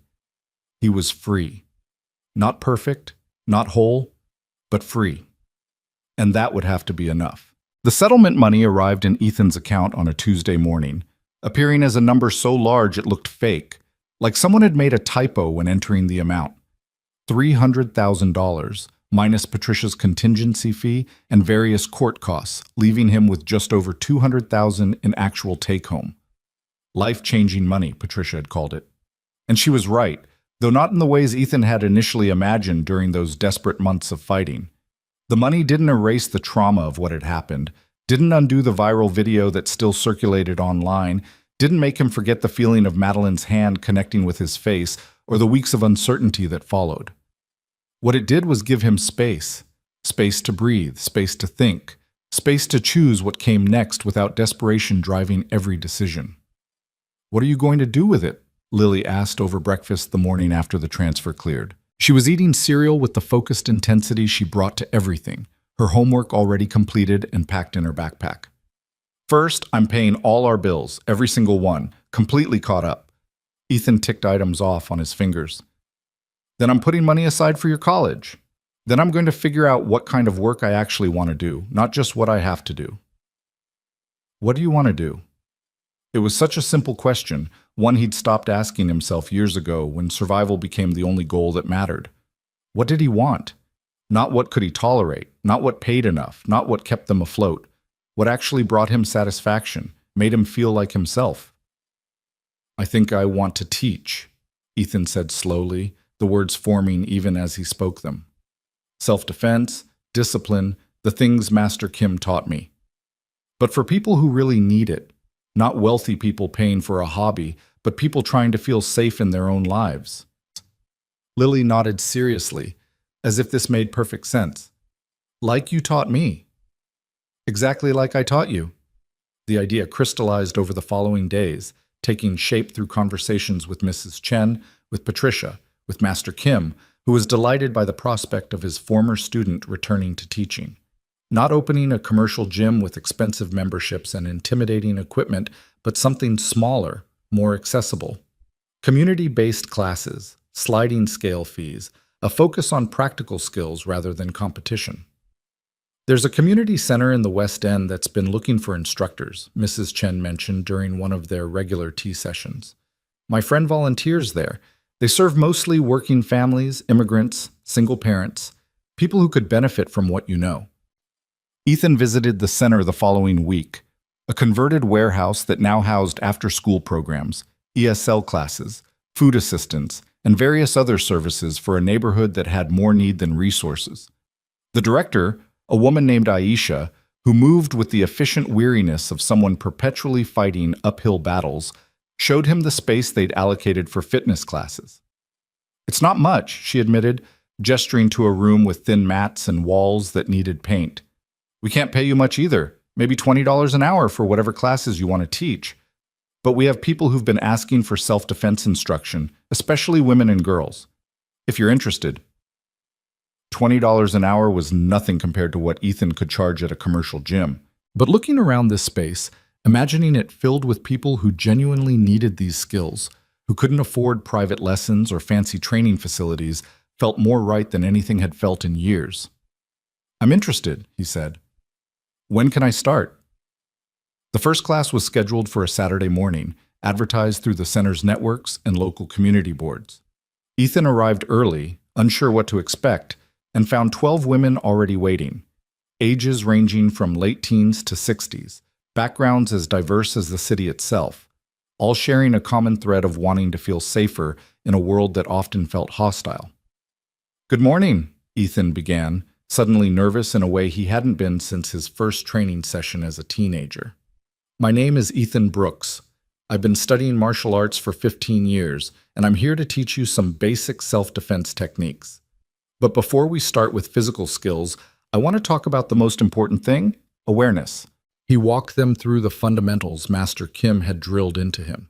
Situational awareness, recognizing danger before it became immediate, understanding that the best fight was the one you never had. Then they moved to physical techniques, starting with simple wrist releases and progressing to more complex escapes. One woman, probably in her 50s with graying hair and strong hands, practiced with particular intensity. During a water break, she approached Ethan. "I saw your video," she said quietly. "The one from the restaurant.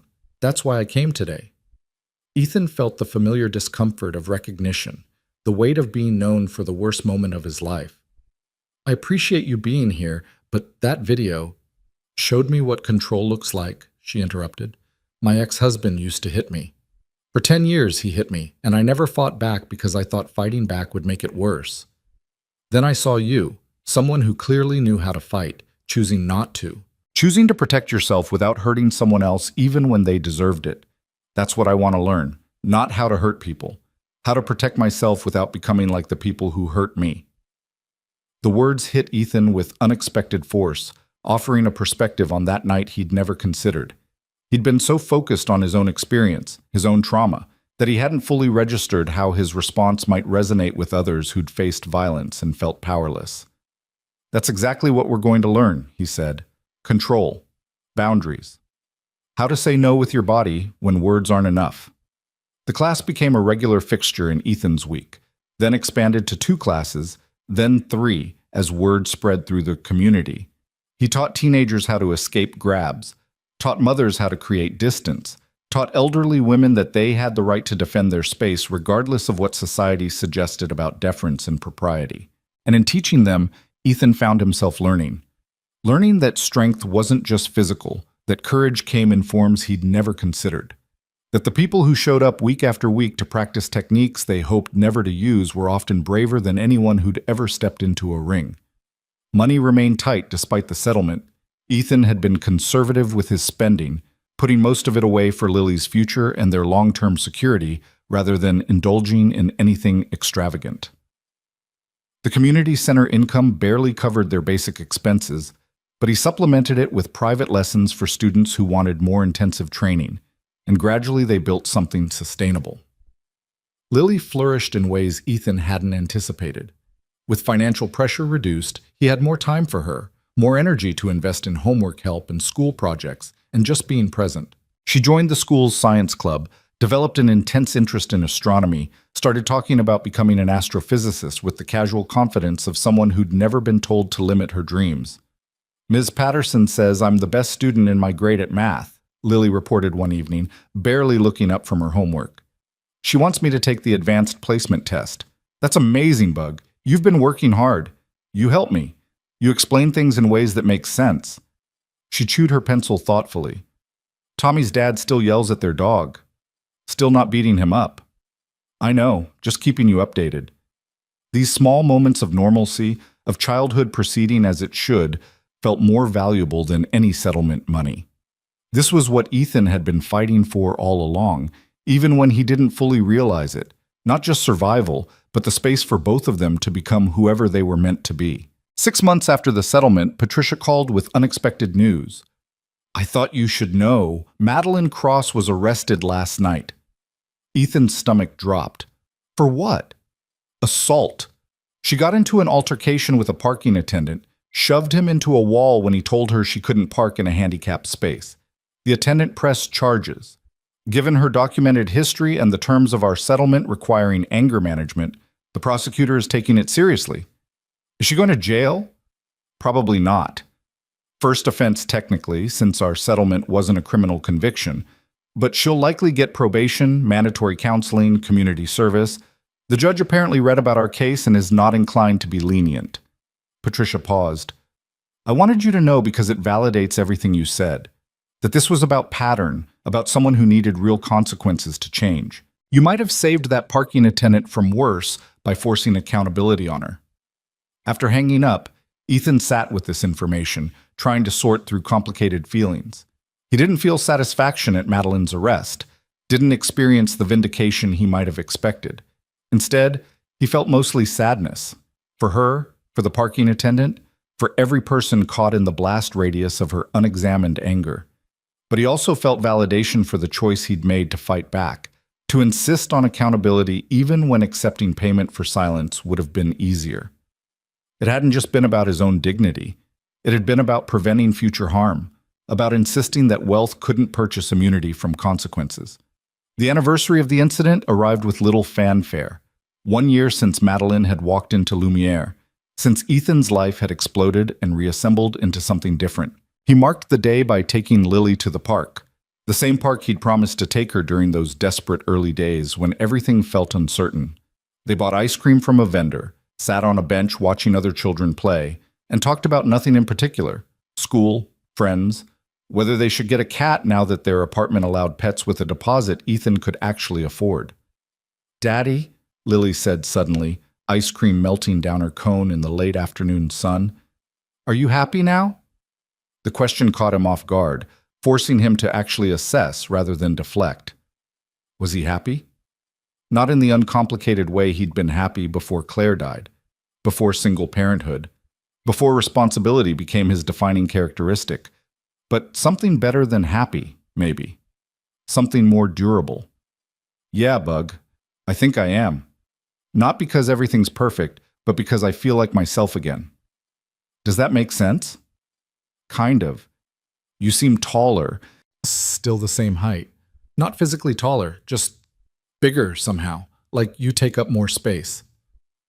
Out of the mouths of children. She was right.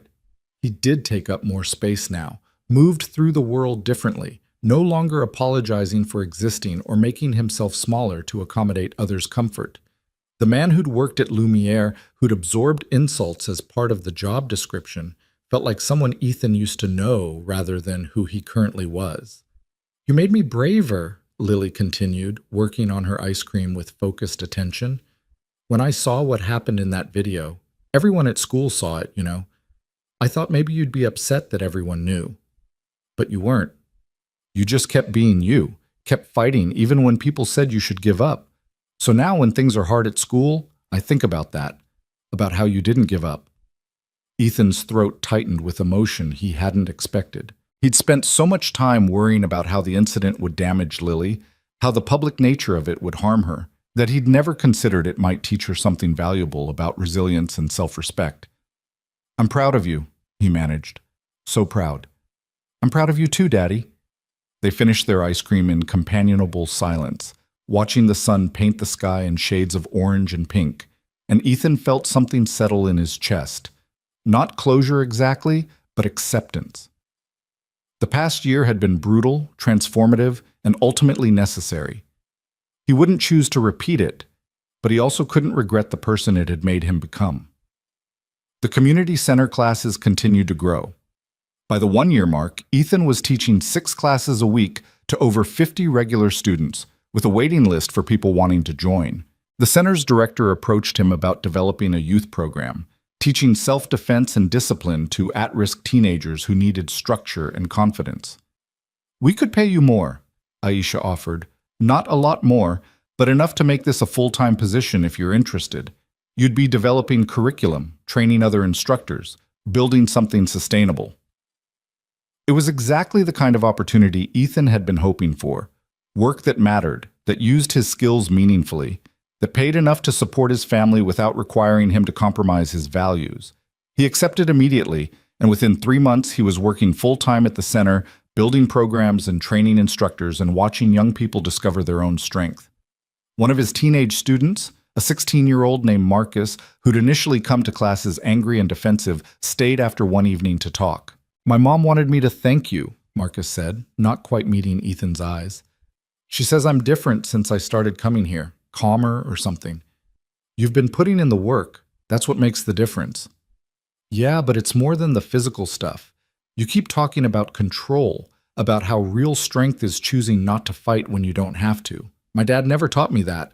He just taught me that being tough meant never backing down, always escalating. Got me suspended twice before I came here. And now? Now I know that walking away isn't the same as being weak, that protecting yourself doesn't mean you have to hurt someone else."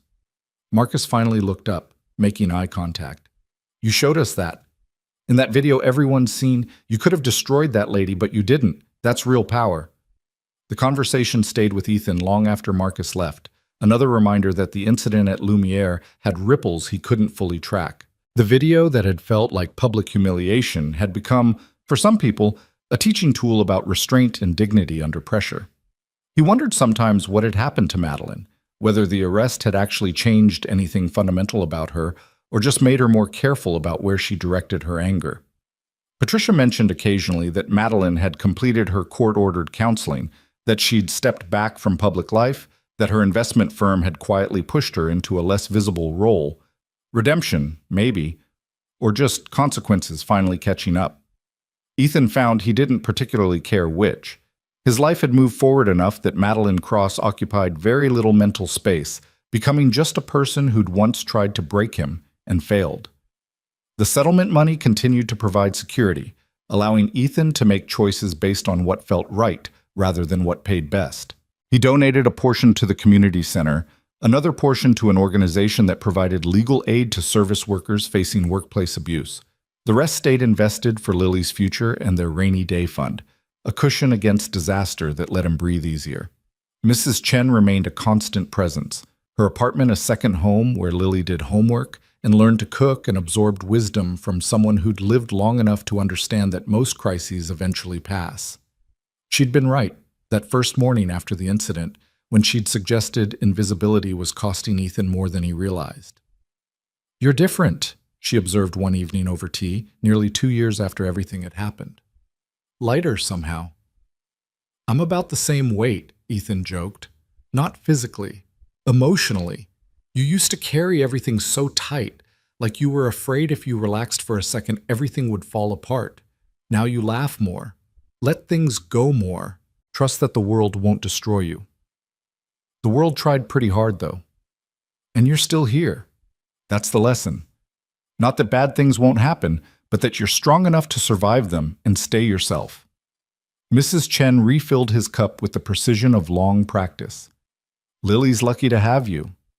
I'm lucky to have her and you, this whole makeshift family we've built." Nothing makeshift about it. Family is who shows up, who stays, who tells you the truth even when it's uncomfortable. She smiled slightly. "Who makes you dumplings when you're having a crisis?" Fair point. The conversation drifted to other topics. Mrs. Chen's grandchildren visiting for the holidays, Lily's latest school project, the new restaurant opening down the block. Normal things, ordinary concerns, the beautiful mundanity of a life that had finally settled into sustainable rhythms. Master Kim reached out around this time, asking if Ethan would consider teaching advanced classes at his gym for students who wanted to progress beyond basics. "I'm getting old," he admitted over the phone. "My knees aren't what they were. But more than that, I see how you teach now, with more wisdom than I could give you back then. You've lived through things, survived things, and that shows in how you approach training." "I learned from the best," Ethan said. "You learned, then you added your own understanding. That's how it should work." "So what do you say? 2 evenings a week, teaching people who are serious about the discipline?" Ethan agreed and found himself back in a proper training gym for the first time in years, teaching advanced techniques to students who wanted to compete or just push their limits. It felt like completing a circle, returning to where he'd started but bringing everything he'd learned in the years between. One evening, working with a student on defensive combinations, Ethan caught his reflection in the gym's wall mirror and barely recognized himself. Not because he looked different physically, but because the person looking back carried himself with quiet confidence, moved through space like someone who knew exactly who he was and felt no need to apologize for it. The man who'd worked at Lumiere, who'd made himself small and swallowed insults, was gone completely. In his place was someone who'd been broken and reassembled, who'd learned that dignity wasn't something others could take from you, only something you could surrender, and even then, not permanently. Lily turned 9, then 10, growing from a child into something approaching a young person with her own opinions and interests and increasingly complicated inner life. She excelled in school, joined the debate team, started teaching younger kids at the community center the basic self-defense techniques her father had taught her. "I want to be like you when I grow up," she announced one evening out of nowhere. "What do you mean?" "Someone who helps people be strong. Not just physically, but like mentally strong. Knowing who you are strong." She was sprawled on the couch doing homework, hair pulled back in a messy ponytail. "All my friends' parents work jobs they hate because they have to. You work a job you love because you chose to. That's what I want." "Sometimes choosing what you love means other stuff gets harder," Ethan cautioned, not wanting to oversimplify the reality of following your values in a world that often punished them. "I know, but you did it. You chose right even when it was expensive and scary. That matters more than being comfortable." At 10 years old, she understood things that had taken Ethan 3 decades to learn. Maybe that was the real victory of everything that had happened. Not the settlement, or the vindication, or even the career change, but raising a child who understood that integrity had value beyond its market price. The viral video eventually faded from public consciousness, replaced by newer controversies and fresher content. Occasionally someone would recognize Ethan from it, in the grocery store, at Lily's school events, on the street, but the recognition became less frequent as time passed. He was no longer the guy from that video in most contexts, just a self-defense instructor and single father navigating life like everyone else. Madeline Cross disappeared from his life entirely, becoming just a name he occasionally heard in business news or legal filings related to her company. Whether she'd genuinely changed or just gotten better at hiding her behavior, Ethan didn't know and didn't need to. His partner's story was finished. 3 years after the incident, the community center held a fundraising gala to support expanded programs. Ethan attended reluctantly, uncomfortable with the formal setting and required small talk, but Aisha had insisted he needed to be there since much of the funding was tied to the self-defense program's success. During the cocktail hour, a woman approached him, early 40s, professional bearing, vaguely familiar though he couldn't place her face. "Mr. Brooks, I'm Jennifer Walsh. We spoke on the phone once, years ago. I'm a reporter with Metro Daily." Ethan remembered. She'd called during those first chaotic days after the video went viral, offering him a chance to tell his story. He'd declined then, too overwhelmed to trust anyone with his narrative. "I remember. What can I do for you?"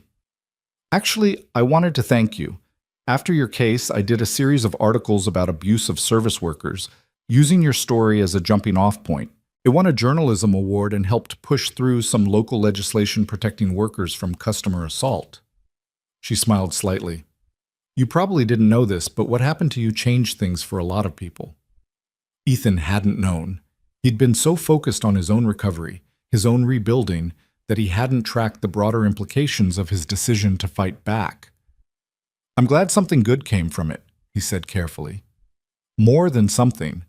Restaurant workers now have stronger legal protections. Training programs have been implemented about de-escalation and customer management. You created a conversation that needed to happen." Jennifer paused. "Would you ever consider talking about it publicly? Not for sensation, but for the educational value?" "Maybe someday. Right now I'm just focused on the work here, teaching people to protect themselves.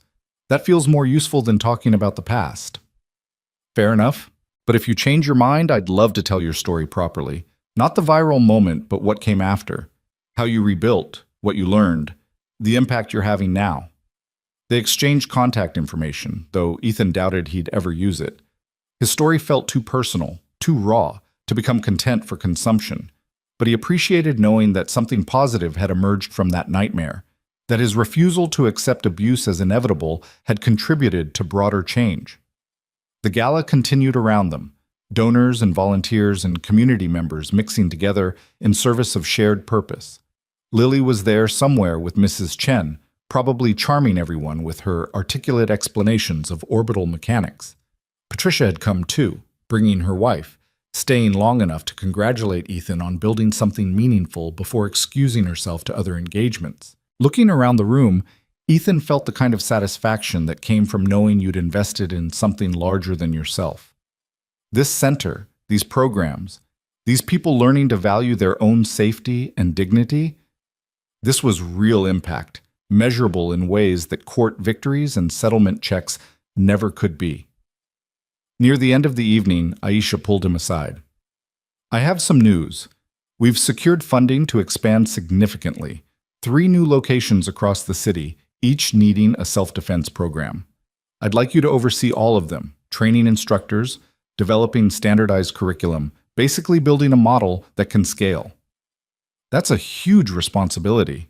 It is.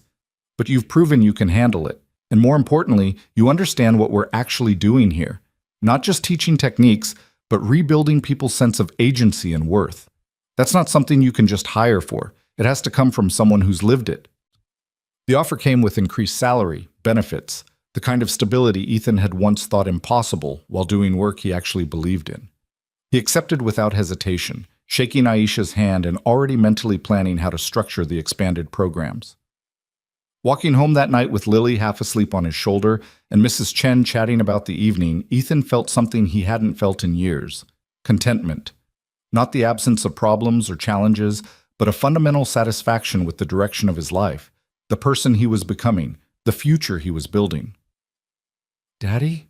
Lily mumbled against his shoulder, 3/4 asleep. "Today was good." "Yeah, Bug. Today was good." And it was.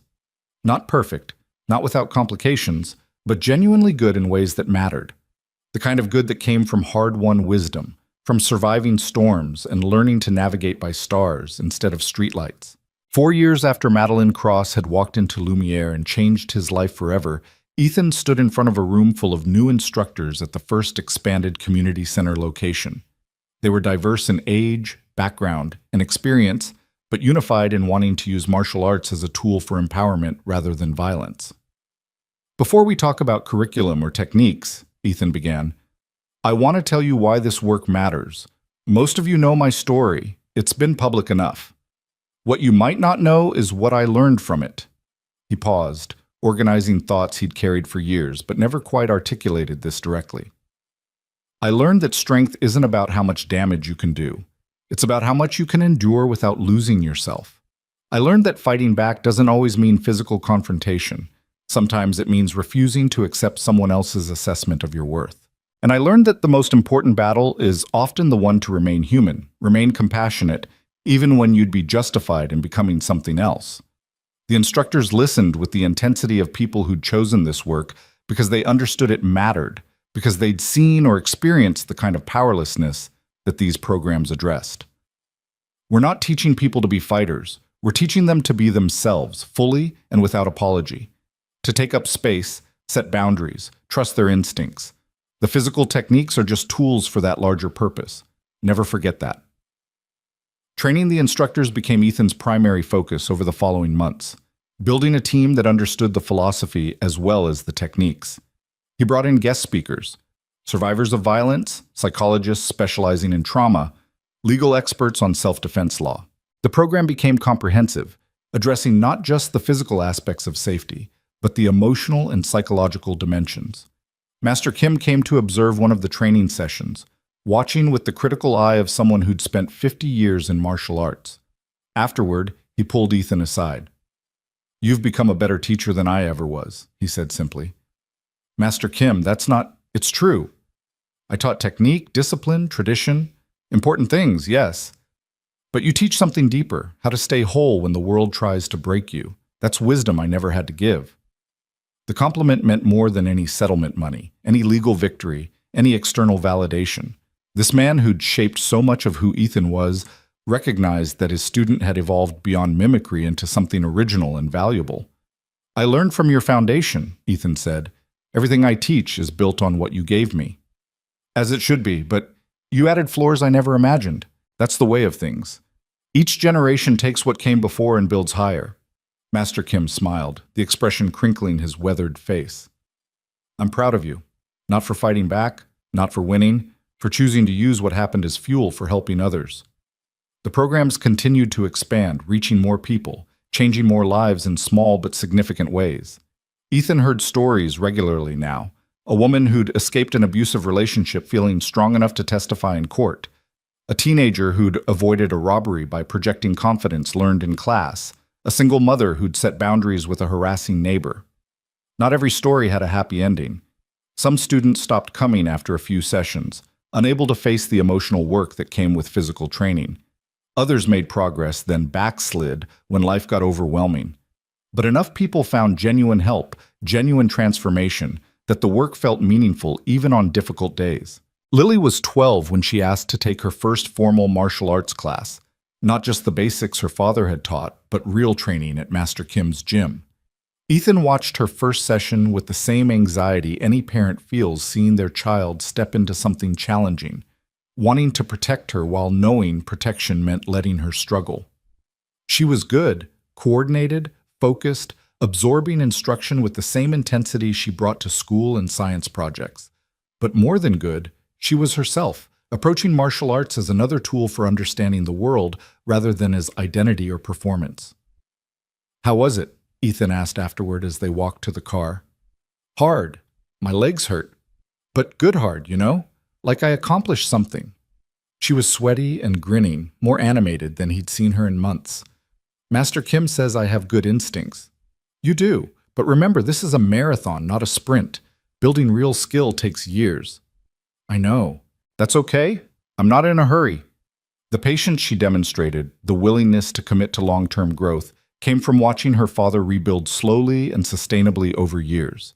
She'd learned that rushing led to fragile foundations, that real change required time and consistency, and accepting that some days you'd move backward before moving forward again. 5 years after the incident, Lumiere closed its doors, a victim of changing tastes and economic pressures that had nothing to do with Ethan's story. He read about it in a local business journal, feeling neither satisfaction nor sadness, just a vague recognition that the place where his old life ended was itself ending. Mr. Castellano reached out afterward, his email brief and professional. I've thought often over the years about how we handled your situation.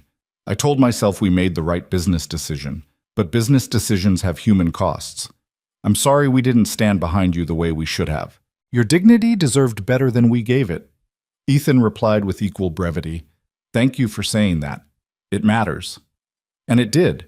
Not because he'd been waiting for an apology, but because acknowledgement, even late acknowledgement, had value. The 6th anniversary passed without fanfare, marked only by Ethan taking a personal day to sit in the park with Lily, now 13 and full of teenage certainty about everything.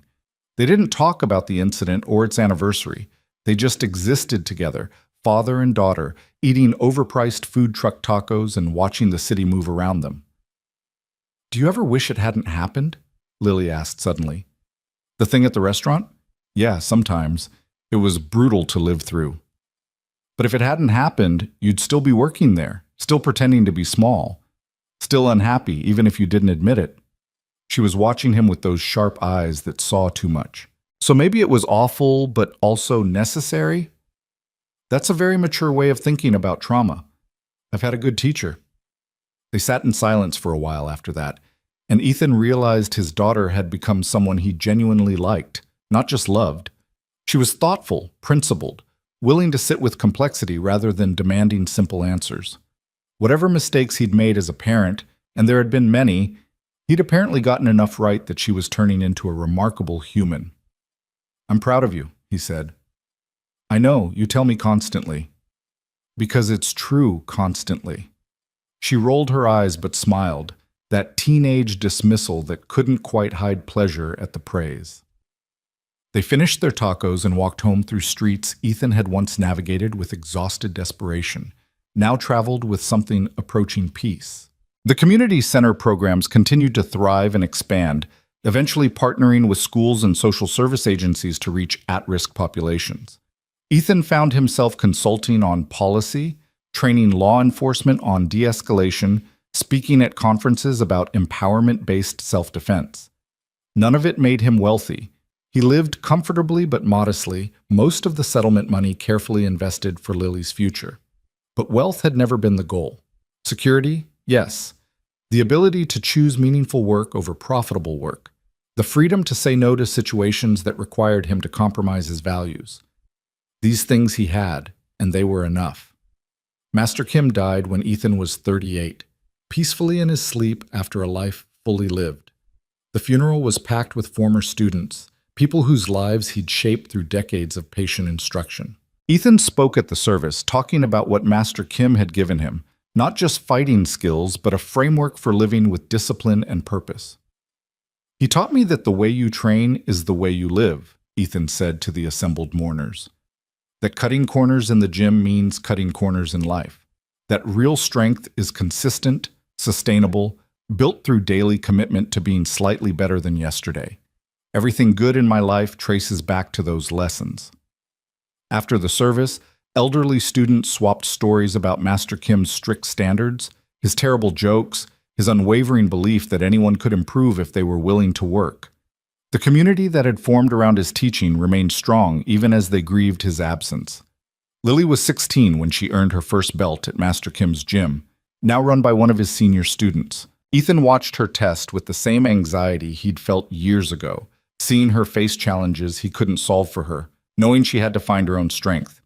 She passed, exhausted and triumphant, and Ethan felt something in his chest that might have been pride but was bigger than pride. This young woman he'd raised alone through impossible circumstances was becoming exactly who she was meant to be.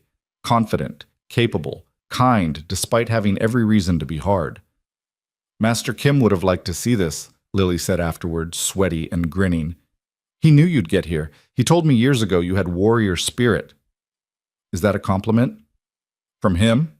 The highest. They went for celebratory pizza, a tradition they'd maintained through belt tests and school achievements and all the small victories that made up a life. Sitting across from his daughter, nearly grown now, preparing for college applications and adult responsibilities, Ethan felt the particular bittersweetness of parenthood, pride in who they're becoming mixed with grief for the child they no longer are. "What are you thinking?" Lily asked, catching his expression. "That you're turning out better than I could have hoped. That I'm proud of you. That time moves faster than anyone warned you about. Don't go getting all sentimental on me. I'm still your annoying kid. You're my annoying young adult. There's a difference." She threw a wadded napkin at him, laughing, and the moment passed into the collection of ordinary, extraordinary memories that made up their shared life. Ethan was 40 when he realized he'd stopped thinking about Madeline Cross entirely, stopped checking news about her, or wondering what had happened after their settlement. She'd become truly irrelevant, just a person who'd briefly intersected his life and taught him important lessons about dignity and self-worth. The realization came during a training session, watching a new student practice defensive stances with fierce concentration. This woman had come to class carrying trauma from workplace harassment, needing to rebuild confidence that had been systematically destroyed by someone in power. She'd made remarkable progress over 6 months, standing taller, speaking louder, taking up space with less apology. And watching her growth, Ethan understood that this was his revenge, if revenge was even the right word. Not hurting Madeline or punishing her or even changing her, but preventing future Madelines from successfully destroying people. Every person who left his programs feeling stronger, more certain of their worth, was a small victory against the forces that tried to crush them.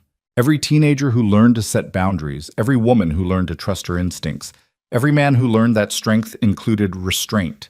These were the ripples extending from that night at Lumiere. Madeline had tried to make him small. Instead, she'd created someone who spent his life helping others refuse to be small. If that wasn't justice, it was at least meaning. Lily graduated high school with honors, full scholarship to a university with a strong astrophysics program, ready to chase the dream she'd been building since childhood. The night before she left for college, she and Ethan sat on their apartment balcony watching the city lights, both avoiding the conversation about how much was about to change. "Are you going to be okay?" Lily finally asked. "Living alone after all these years?" I'll be fine. The real question is whether you'll be okay. College is intense. I'm ready. You made sure I was ready. She leaned against his shoulder, a gesture from childhood that she'd mostly outgrown but returned to in moments of vulnerability. Thank you for everything, for fighting for us, for showing me what strength actually looks like. Thank you for giving me a reason to fight, for being my purpose when I couldn't find one myself. They sat in comfortable silence, father and daughter, aware this was an ending and a beginning, both. Tomorrow, she'd leave for university. Next week, Ethan would rearrange the apartment to convert her room into a home office. They'd call regularly, visit occasionally, navigate the strange new dynamic of parenting an adult child. But tonight they were still this, still the unit they'd formed in tragedy and hardened through survival, still themselves. I love you, Bug, Ethan said quietly. Love you too, Daddy. Morning came regardless of whether they were ready. Ethan drove Lily to campus, helped her move into her dorm room, met her roommate and her roommate's parents who seemed nice enough.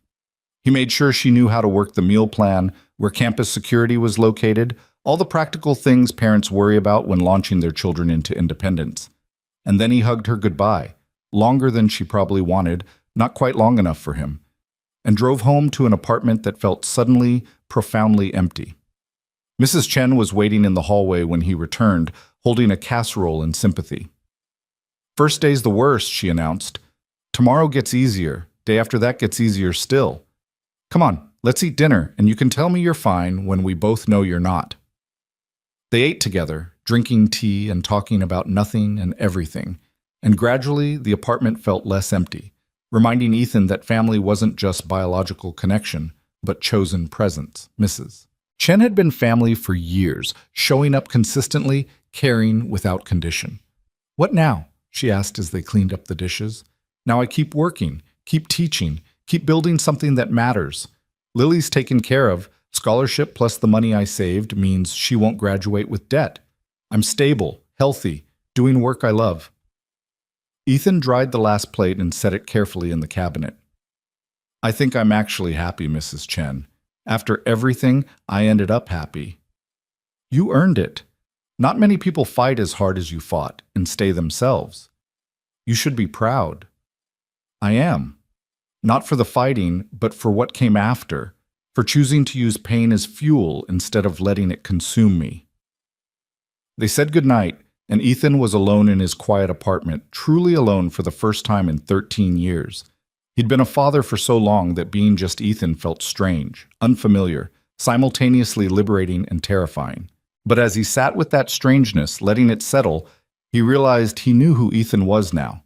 Not Ethan the waiter, not Ethan the fighter, not even Ethan the father, primarily. Just Ethan, a man who'd survived trauma, rebuilt with intention, and created something meaningful from the wreckage. He pulled out his phone and texted Lily. Proud of you, love you. Don't forget to call your old man occasionally. Her response came immediately. I'm literally across town, not on Mars. Love you too. Smiling, Ethan stood and looked around his home, smaller than it needed to be with just him, but comfortable, filled with memories and books and evidence of a life well lived. Tomorrow, he'd start adjusting to this new phase. Tonight, he'd simply be grateful for having survived long enough to reach it. The window showed the city sparkling in evening darkness, millions of lives unfolding in parallel, each with their own struggles and victories and complicated journeys from who they were to who they were becoming. Somewhere out there, Madeline Cross was living whatever life she'd built from the consequences of her actions. Somewhere, former restaurant workers were standing up for themselves because they'd seen it was possible. Somewhere, people Ethan had taught were walking through the world a little taller, a little more certain of their worth. And here, in this small apartment that had housed so much growth and pain and love, Ethan Brooks stood at his window and felt something he'd spent years earning, peace. Not the absence of struggle, but the presence of meaning. Not the end of the story, but the beginning of its next chapter. Not perfection, but something better. Authenticity, hard-won and carefully maintained. The quiet man in the loud room had found his voice. The fighter had learned when not to fight. The father had raised a remarkable daughter, and in the process, become remarkable himself. It was enough. More than enough. It was everything.